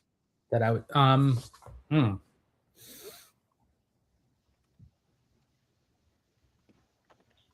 I'm trying to think. It definitely is going to be someone who knows the product of parks, who knows how Imagineering is represented. And also, too, you have to think there was a dark time in Imagineering where they, the board and everything has too much say so in their collective juices, so to speak. So I think Josh has, if he can actually unkink that, and the chairman of the park. So I think honestly, I would choose someone who has actually worked in Imagineering. Yeah, but see I don't that know, like even if you were to go, like, I mean, he's not my first pick. Very nice guy, but like Tom Fitzgerald, or Chris Beatty, yeah. someone who currently is in the wings of WDI, I think would do wonders for chairman of parks. See that's some I also look at. But see, my problem is as But I well. still would pick Bruce Vaughn over them. Yeah, see, that's what I mean. That's literally what I mean. I would want to see that, because my problem is, obviously, when you look at it, the way the board has set up this new era of leadership, with Damaro becoming CEO, Dana Wallen becoming CCO, and that's as close as we're going to get to a dual CEO role that the Walt Disney Company itself started with Walt and Roy. I would honestly want to think that, because obviously Dana Walden's going to handle the studio side and all that, and no matter what Josh's responsibilities are going to be as CEO, you better believe that he's not going to let Imagineering and the parks go. Like, I mean, I still kind of feel like he's going to be heavily involved in that, even though he has all these other responsibilities. And I think the only way to kind of distance himself from that is put in someone that he knows and trusts, like a Bruce Vaughn, into his old position. That way he wouldn't have to worry about overseeing it every other minute. Yeah, I agree. And Amusement Park Pirates, his choice is Scott Trowbridge. What do you think about that? I think it's not a bad choice. I mean, he did oversee Galaxy's Edge. I mean, I guess you can kind of take that as a positive and or negative. But Scott Trowbridge, outside of Disney, created, I think, one of the greatest theme park attractions of all time, and it's not even in a Disney park. Yep. I'm gonna let the chat throw it in there. Do you know what attraction I'm referring to? Scott Trowbridge worked on one of the greatest theme park attractions of all time, but it's not at a Disney park. Interesting. I want to see if anybody gets it. Post in the comments. Peter, there you go. Spider-Man. Spider-Man. He ran literally the whole division of creating the Amazing Adventures of Spider-Man at Islands of Adventure. And absolutely. Yeah, so that was a huge feat. 100%.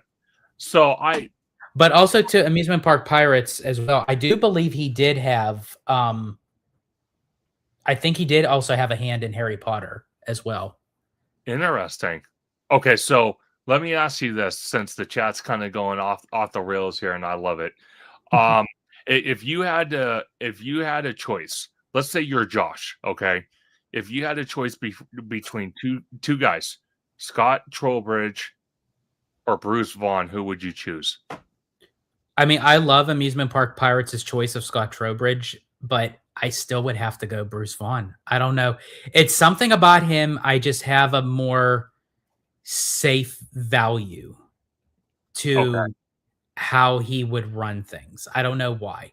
Because the fact that Iger pulled him and offered him probably a blank check. I don't even know how much the undisclosed amount was, but it had to be a lot, an astronomical amount to pull him from his job to have him come back into Imagineering, even Iger had full faith in what Vaughn was doing. See, that's what I mean. Well, let me ask you this: since the name came up with Scott Trowbridge, if Bruce Vaughn left Imagineering to take Josh's role, do you think I think Scott Trowbridge would do well running Imagineering? And then where would you, as puzzle pieces are being moved, what would you do with Joe Rody? Would you make him more of a permanent basis to Imagineering, or how would you do that? Well, here's the thing. I actually kind of taking it back, but not. I technically, if that would be the case, I would pick Joe Rody as a head of Imagineering. I just don't know. Exactly. That's where I don't know if he necessarily would take it. Where we're with Scott, he's already working eternally in the company. So I think he would be a more guaranteed bet than Rody. But Cody asked this question, George, you would know this question. He asked, what job did Bruce come back from? Like, where did Iger pull him from? I thought it was something. It was either the Airbnb or it was NASA. Yeah, let me double check on that. Let me double check. I'm almost certain it was the Airbnb, but I can't swear on that worth my life because I can't remember. I barely can remember what happened yesterday, folks. But that's just how. But you know what? Time is moving so fast. I think that's like all of us now. Yeah, pretty much. But I'm just going to double check. Sure, no, absolutely. But I think that this is what I would do. Okay, fixing these issues, I would promote Bruce Vaughn to Josh's spot. I would offer Joe Rody the full-time position to take over Imagineering, and if he didn't want it and he still wanted to be on a consultant basis where he's not basically tied like full scale tied into Imagineering, but he still wants to be part of it as a consultant basis, then at that point I would offer Scott Trowbridge the opportunity to run Imagineering, and that's how you fix that problem. Yeah, definitely. I agree. Cody, of what it's saying here, it was the Airbnb as vice president of experimental creative products, focusing on innovative experiences in the hospitality sector. Okay, that's what I mean. Hospitality and what does that signify? He has knowledge of Imagineering, which is theme parks and experiences. But on the other hand, he has his other experience being a chairman of, Airbnb, which is, what does that cater to? The Disney Cruise Line. So that's like a win-win. And honestly, even Disney hotels. That's what I mean. It's a win-win situation. Anybody else would be like stupid to take that role because then it would suffer. I don't mean to be a downer, but I'm just being honest. Well, no, I think you want to pick the strongest. And honestly, so far, Disney is going down that path. And I think it would be a very missed golden opportunity if they don't utilize Bruce Vaughn, or at least offer him. If he turns it down, that's one thing. But the fact of not offering it to him, that's another. Oh, but I also wanted to welcome in Mouseward Bound. I know they were posting in there, but I wanted to welcome them in. Absolutely. The last question I have for you is, I'm trying to think because I just had it on the top of my mind and then I lost it. I'm trying to think. Okay. This is the last thing. As Josh takes over the CEO role and Iger steps away to a point, with all the change we're seeing at Lucasfilm, okay, does Josh tomorrow, how can I put this? Does he follow the footsteps of Iger and literally meddle in things at Lucasfilms, or does he let Lucasfilms be Lucasfilms and let them do their own projects and maybe consult once in a while, but not meddle in things? Honestly, I think it depends on how Dave Filoni and I'm going to have to eventually get her name sooner or later, but the one that's going to be kind of being the co-president, which again, we kind of saw the signs even with Lucasfilm when they made that move. Yeah. Because it seems like I think that Disney now realizes how much of a kind of a little bit of a hole they were in, going down, the rabbit hole. And I think they're just really trying to fix everything on all sectors. So I think depending on how Dave Filoni and the co-president will be, I think if Tomorrow has full faith in them and they know what they're doing, that it may be wise to let them do their thing. If they kind of pull what Kathleen Kennedy was doing at the back end of her career, then I would, as a CEO, have to step in. Yes, and actually, I actually made a mistake because I don't know if it would be Tomorrow doing it or it would be now Kathleen Kennedy oh my God, Dana Walden. Dana That Walden is doing it. very true. Well, I still think Tomorrow still has to be part of that conversation, but I think they would have to talk through Dana first because Yes. she would then be handling the studio side of things. So, just so you know the second name, so there's Dave Filoni and Linwood Brennan. You expect me to remember that name? No, but I'm just saying it for the point of reference right now. What is it? What is it? What is it again?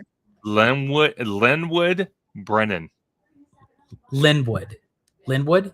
Yeah, here I'll screenshot it to you. Hold on. Okay. I'll screenshot. Linwood Brennan. I'm not good with names. That's why usually I say I'm sorry if I butcher your name. Might as well just name her. What is it? Rena Ravenclaw. Pretty much. Here, I sent it to you. Should be coming to you any minute. No, but I could see it. I just, again, I think going forward, I think Josh cannot have what Iger had, where it's the board or where he's part of the board and he's the CEO. It has to be one or the other. On top of that, I would like to see Tomorrow not meddle in Lucasfilm projects. Maybe he can consult him and yes, it's Linwen Brennan. Lenwin. God, that's going to be a hard name to remember. Sorry. Yeah, no, that's why I'm going to have to try. But yeah, Linwen. Yeah. Gosh, that's a tongue twister. It is. Yeah, Linwen. Like Yep, pretty much. It's ridiculous. Oh my God. No, but Josh and Dana Walden, if I kind of feel like if they let the new leadership of Lucasfilm kind of do or kind of have a little more of a looser leash on projects and not meddle in projects like Iger was exposed during that New York Times article. I think Lucasfilm is only going to get better. Believe me, they have a lot more damage control than Iger had to do in the 3 years cleaning up Chapek's mess, or just as much. So they have a lot to clean up over there. But I think if they have more free roam than they had under Iger's leadership, I think we could see Lucasfilm recover. Not 100%, but better than what they are. I agree. Lucasfilm is going to have to go through a massive reset. Yeah. Now, to be honest with you, and I know a lot of people would disagree with me, I think the only two projects, literally the only two projects that I really liked coming from Kathleen Kennedy and her leadership was Rogue One and the Obi-Wan and the Obi-Wan series. Everything after that was kind of and hold on. And the first two seasons of The Mandalorian. Were you a fan of Andor? What? Were you a fan of Andor? Not really. Yeah, not really. I'm just being honest with you. Not really. Hey, yeah. Hey, it is what it is. No, I agree with you with Rogue One. I would say, yeah, I would say definitely the first season of Mandalorian. I would say the first half of season 2. And Yeah. then I don't know what direction they were going with season 3. Yeah. Welcome in, John, Make It Rain. But where was I going with this? Oh yeah, so yeah, I agree with you with that. Even the comeback of Willow, like Yes. remember they did like that was a major blunder, and they were like really pushing for that series to work, and I really wanted Willow to work because I loved the '80s movie. Sure. And the fact that yeah, that was a major blunder. And then also with the last installment of Indiana Jones, I actually didn't the Dial of Destiny. I didn't hate the movie, but I didn't love it. Yeah, I Yeah. was kind of like in the middle with that. Okay, so I finally saw it after all this time because I've been busy and whatnot. I didn't even see it in theaters. I wanted to, but things happened and I couldn't do it. So I finally watched it on Disney Plus a couple months ago. Oh, so this is just recently you just watched. This just recently, and I don't know. I might be biased. I might be biased. Did I think the movie was fantastic? No. Did I think it was decent? Yeah. But kind of like what I am a fanboy of like Gordon Ramsay or Jamie Lee Curtis. I'm always going to be a fanboy of Harrison Ford. Of course. So him You'll being appreciate it for that, definitely. exactly that And I'm right there with you with that. I would appreciate because he was very emotional when he was talking about it during a D23 and everything. Because I mean, let's face it, he is Indiana Jones. Like, oh yeah, there is no other. you There know, is no other. but is it memorable enough for me to watch it like Raiders of the Lost Ark, Temple of Doom? Not really. I really hate to say that. And I hate to even say this, out of all 3 original Indianas, Temple of Doom is the one I hate. And I know I'm probably going to get hate for that and all sorts of comments, but out of the 3, I think it would have to be The Last Crusade with him and Sean Connery. Absolute favorite. The second one would have to be Raiders. Raiders of the Lost Ark. The third one would have to be Kingdom of the Crystal Skull, even though I I don't agree how Shia LaBeouf freaking broke out in the fight with Harrison Ford on set. I don't agree with that. And he's been snobby ever since the Transformers series. And then the fifth would have to be Dial of Destiny, and literally the sixth one would have to be Temple of Doom. The only reason I say Temple of Doom, it was kind of weird, dude.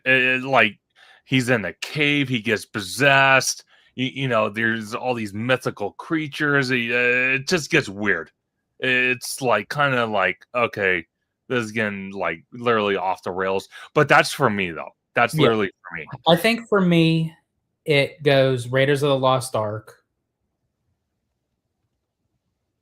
The Last Crusade, Temple of Doom, Crystal Skull, Dial of Destiny.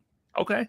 And that's a fair analogy. It's just me trying to associate Harrison. Oh, well, yeah, everyone's going to have their favorite. You know, everyone's going to have their thing. But kind of going back to that, I mean, everyone thought like if this new Indiana Jones movie was going to be a fail, they thought Kathleen Kennedy was going to be on the chopping block then. Yeah. So I'm very curious to see the direction that they go. I mean, obviously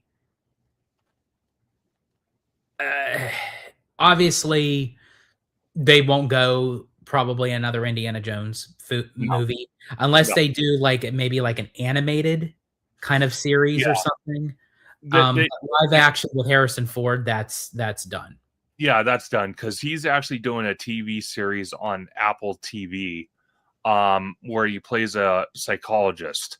And he said literally once that show is finalized, I don't know how many more seasons he has signed up for, but once that show is done, he is officially going into retirement.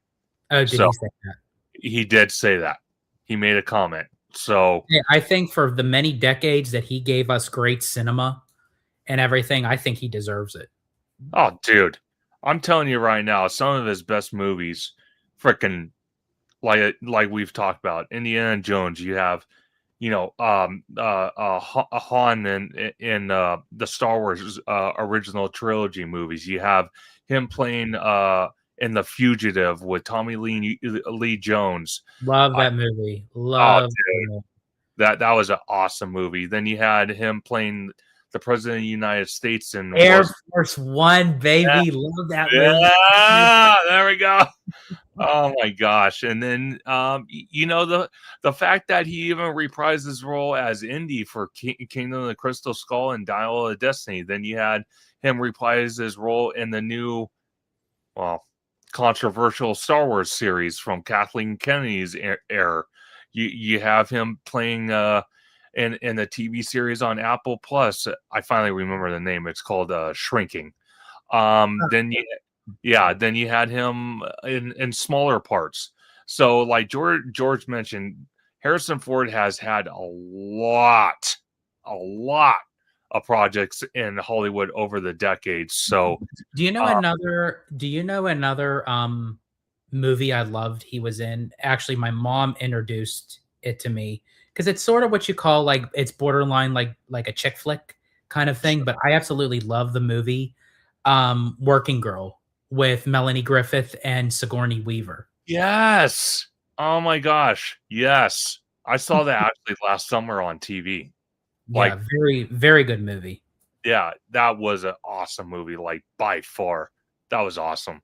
But I do agree with you. If they do decide to make a new Indiana Jones, it will be animated. I don't think they're ready yet to actually do another live action Indiana with another actor that's going to take over Indiana Jones. I think they're going to just kind of let it settle, let the company recuperate, let the restructure and rebuild happen at Lucasfilm before they even consider something like that. Absolutely. So yeah, and actually, I want to go to a couple of the comments. So Justin, I do apologize if I'm mispronouncing your last name. Daub.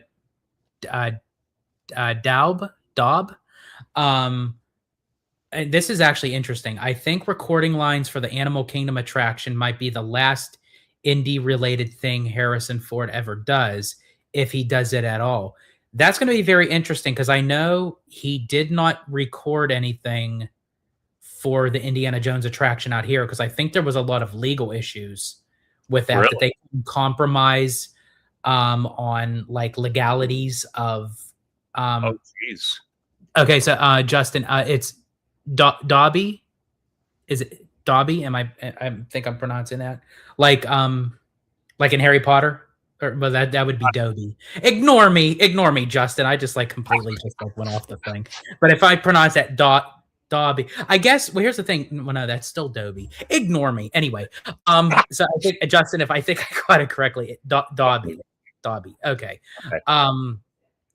Yeah, because I think there was like a lot of like issues with that with the voiceover work. Now I don't know if they recovered from that and maybe they will have him, maybe if they have him in his good graces to say, you know what, why don't you go out with a bang, being that the Dial of Destiny rhymes with Dobby. Yeah, okay, perfect. Okay, that maybe but Justin, definitely welcome in.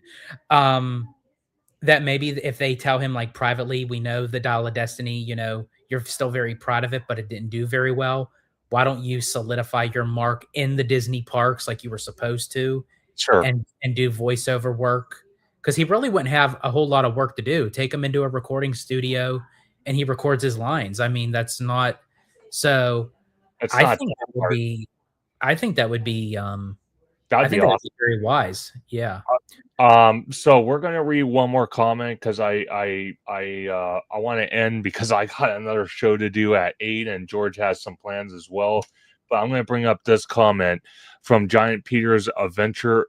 There was that rumor that Chris Pratt was going to be Indy for a long time, but it seemed to die down. Do you think that that's talked about in the near future? Because Chris Pratt actually played Owen in the new Jurassic World movies, and now that they're talking about possibly doing another Jurassic World, maybe that's again, don't take that fate to heart. But Well, I mean, Rebirth. I mean, Jurassic Rebirth. I mean, did very well at the box office, it did. regardless of how people actually feel about the movie.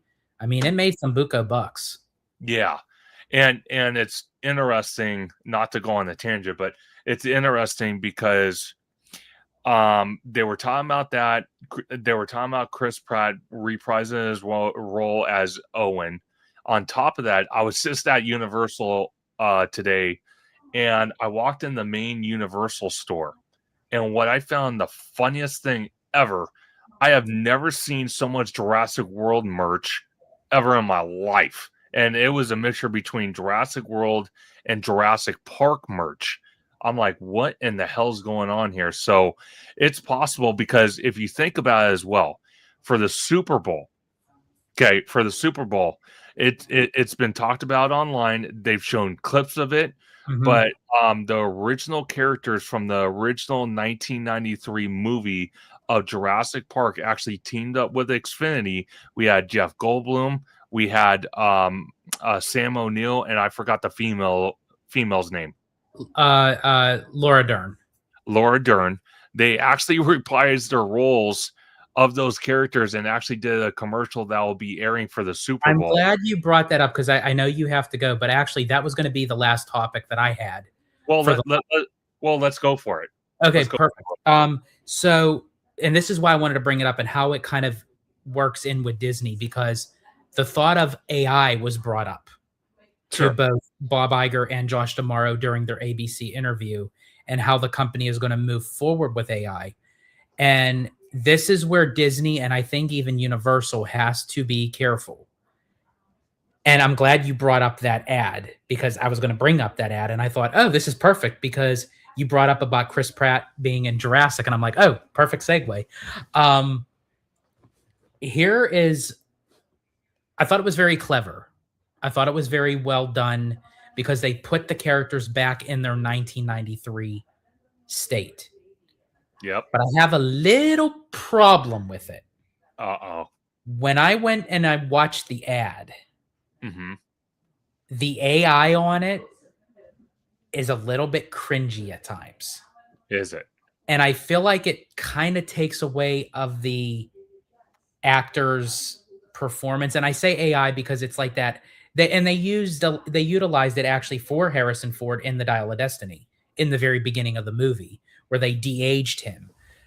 And I would have rather them utilize the actors in their real looking form, but just pay tribute to Jurassic rather than put them back in time and kind of go through this kind of like odd looking AI generation kind of thing. And as I said, how does that go back to Disney is because they are going to utilize, I mean, it was $1 billion investment with AI, and Disney has to be careful with that, and also Universal. Yes, I do agree with you. And I want to just touch upon this real quick since you mentioned that. What part of that as AI? Because all I saw from the behind the scenes, because they also showed a behind the scenes look of that commercial with Xfinity, was that basically they gave all three of the actors their original clothes that they wore in 1993. Jeff Goldblum's hair got dyed back black. Sam O'Neill shaved his face. and dyed his hair back. Laura Dern wore her original outfit. So Well, I'm just trying to figure out what was.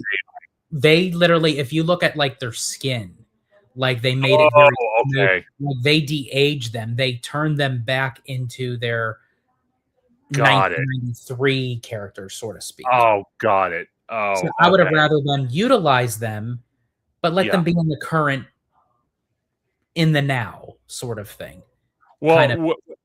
would you have been okay if they didn't use AI to de-age them, but they still took all the other aspects, like dyeing Jeff Goldblum's hair, then Sam Oh, O'Neill's yeah, absolutely. Yeah, put them in their put them in their clothes, have Sam shave, dye Jeff Goldblum's hair, give him that like curly, wavy, kind of like 90s Bobby's World look, if you will. And yeah, I would be okay with that. But I could understand why they de-age them, because they put John Hammond back in the picture. So they couldn't make them too old, because he would then still be alive. So I thought it was clever in how they were utilizing Xfinity. I'm not bashing the ad. I think it was very clever. But I'm just saying these companies have to be careful of how they use AI, because sometimes it is very known, and sometimes there's certain expressions that the actors make with the AI, and it's a little bit cringy looking. It is cringy, and again, not to go on the tangent, but we had 2 movies that utilized this technology with fake or facial recognition. Was, Paul Walker, his brother, played him and showed his face. And then we also had from, I think it was Halloween Kills with Michael Myers, when they brought back Dr. Loomis, and they had someone on the crew, the filming crew, actually, believe it or not, that actually kind of looked like Dr. Loomis, but you could tell a difference.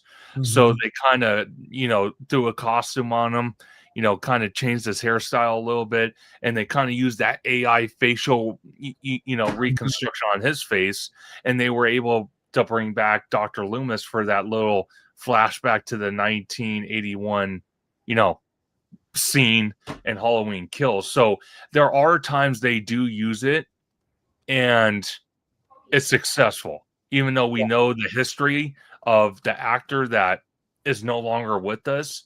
They do accomplish it well, but there's times, like you said, it gets too weird. Yeah. And Giant Peter Adventure says Marvel created a de-aging CGI that does not use AI. They could have just used that. That's very true.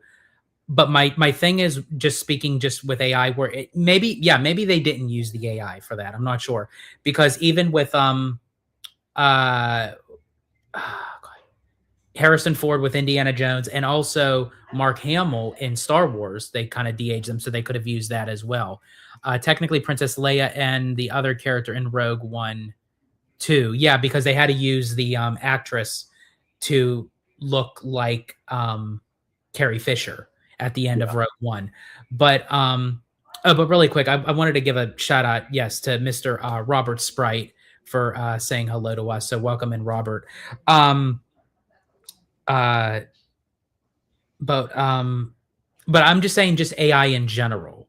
Sure. When you go on these YouTube shorts and Facebook shorts that utilize AI, you can still kind of look at when they utilize the performer or the actor, that you can tell it's AI. So it's not there yet. You can see that they're working on it, but they're still kind of in that cringy era with AI. So while they are, Disney just has to be careful. And as I said, Universal as well. So it doesn't look too cringy. And it doesn't look too fake. You know what I mean? Because, again, like you pointed out with the whole commercial with Xfinity, with Sam O'Neill looking like he was freaking 20 years old, and Jeff Goldblum, it's like, no, that's not reality.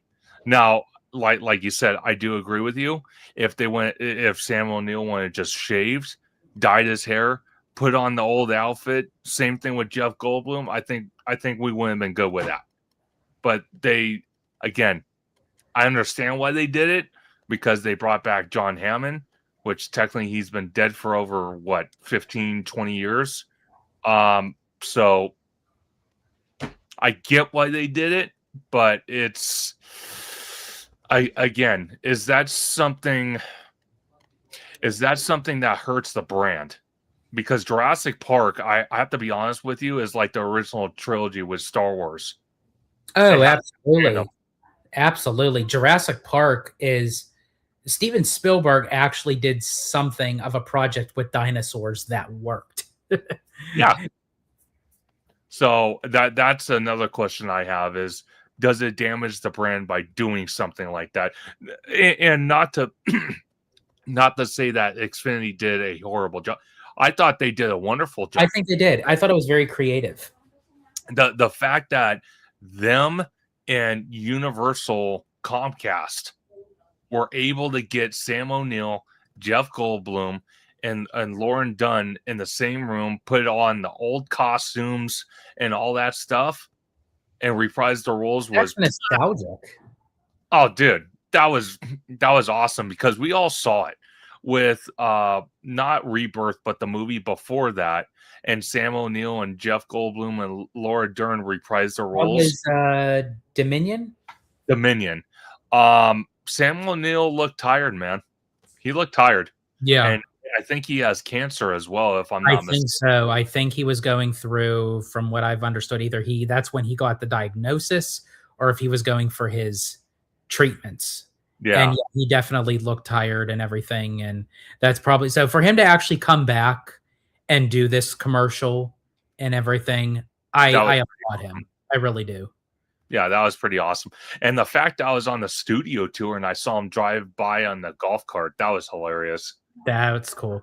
And I mean, and everyone who is on the studio tour right now, this is like the best time to be going on the Universal Studio tour. Dude. Because they're seeing the cast of Jumanji, they're seeing the cast of the Super Mario Brothers movie. Just recently, Jack Black like walked up to the tram and was like high-fiving everybody down the line. It was like, oh, dude. I mean, because Jack Black was there for both Super Mario Brothers and Jumanji, so he was there for both. And then Chris Pratt was there also waving for the Super Mario Brothers movie.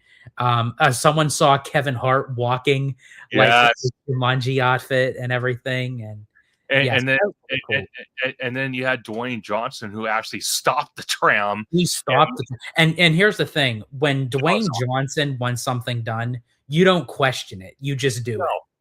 No, and he gave a great homage to. He's like, I'm so glad to be back on the Universal Studios lot. I haven't been back here since the Scorpion King. And it's so great to be back to my old roots and to meet all you. And he literally went up and down the tram and said hi to everybody. He did. He literally took the time to go row by row, train, like car by car of the tram. He actually took time. No, absolutely. And Justin says you're more likely to see talent on the weekdays, as most studios don't film on the weekends. Very true. Yes. But everybody, again, I want to thank you for joining this live stream. Make sure to like and subscribe to both Hollow Gelato and Theme Park Conductor. You guys in the chat have been absolutely amazing. Big shout out to Madame Lizelle and Chris West for the super chats. Absolutely amazing. Love the support. You guys are all amazing. And then if you guys are at the Disneyland Resort tomorrow, for anybody, me and George will be at DCA tomorrow and Friday. So if you do see us, George is easier to spot, even though I stick out like a sore thumb because I'm tall. Yeah, you could spot Conductor from his height. You could spot me by my mouth. Pretty much. You're like, who's that Italian guy speaking over there? Oh, that's George. Okay. Yep. No, you can hear me a mile away. you can, but it's awesome though. But if you see us in the park, please come say hello. It's definitely comforting to us to interact with all you guys in the parks. It's a great time. So don't feel like you're interrupting us if we're filming. That's what the That's what the stop and pause button on the camera does for us. So we don't mind it. Just come say hello. But thank you, everybody, and have a wonderful night. But before we do, George, again, thank you for joining this live stream. Where can everyone find you on social media? Absolutely. And Conductor, thank you so much for having me on the live. I love doing these lives with you. I love doing content with you. I love hanging out with you. You're a cool cat. You're absolutely hilarious. And as much as I make you laugh, you actually make me laugh. It's just, I don't know, because you have this sort of kind of reaction to things, and it's all like very sardonic, but that's what makes it so funny. We have this kinetic energy. I don't know where the hell it comes from, but we have it. It's there. Yeah, we do. We are literally the odd couple. We are Jack Lemmon and Walter Matthau. Yep. 100%. But in any case, Conductor, thank you so much for having me on, and looking forward seeing you tomorrow and all the chaos that's going to be going on through the next 2 days. And thank you, Ed, to the chat. As always, you guys are phenomenal with your questions, comments, thoughts, opinions. We greatly appreciate each and every one of you for taking the time to jumping on and hanging with us and chatting with us. You know, it means the world to us. But if everyone would like to find me on social media, you could do so on my YouTube channel, along with Abby on Hollow Gelato, where we cover all park stuff, breaking news, announcements, actually in-park vlogs, food reviews at Disney, Universal, Knott's Berry Farm, the cruise line. And we also do out-of-park content with special events and just life vlogs.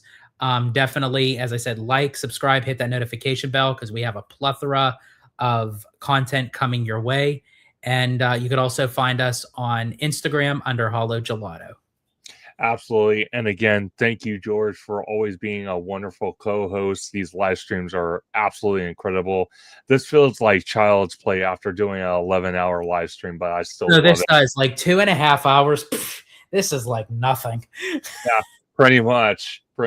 But again, I'm your host, Theme Park Conductor. You can find me on YouTube and Blue Sky at Theme Park Conductor, Instagram at theme_park_conductor, on X at Theme Conductor, TikTok at Theme Park Conductor 1, and every Sunday at 5 or 7 p.m. Pacific Standard Time for Conductor Sunday live stream, as we break down Disney and Universal news. We speculate, we talk rumors. The chat comes in and interacts with us. We interact with the chat. We have a lot of things we talk about. We giggle, we laugh. George gives his wild, spicy Italian opinions. We have other guests that do very unique things as well. It's a great time. But again, I want to thank everybody for joining. Have a wonderful night. Stay cool if you're in Southern California or on the West Coast, because it feels like we're going through a damn heat wave. Or if you're in the Midwest, or I should say Mid-East or back east. Everywhere else other than the West Coast. I know. Go figure, right? Especially after the groundhog freaking says 6 more weeks of winter, but we're the only ones not in winter. As I said, thank God I'm not over on that side, because if I was, I would have been tempted to shish kebab his ass. And George would do it too. He would literally travel to that little area and say, okay, where are you at? Where are you at? Where are you at? I'm going to hunt you down like Elmer Fudd. Where are you at? Where are you at? I kid you not. It's not a make-believe. It's actually true. But everybody have a wonderful night. I will see you guys very, very soon.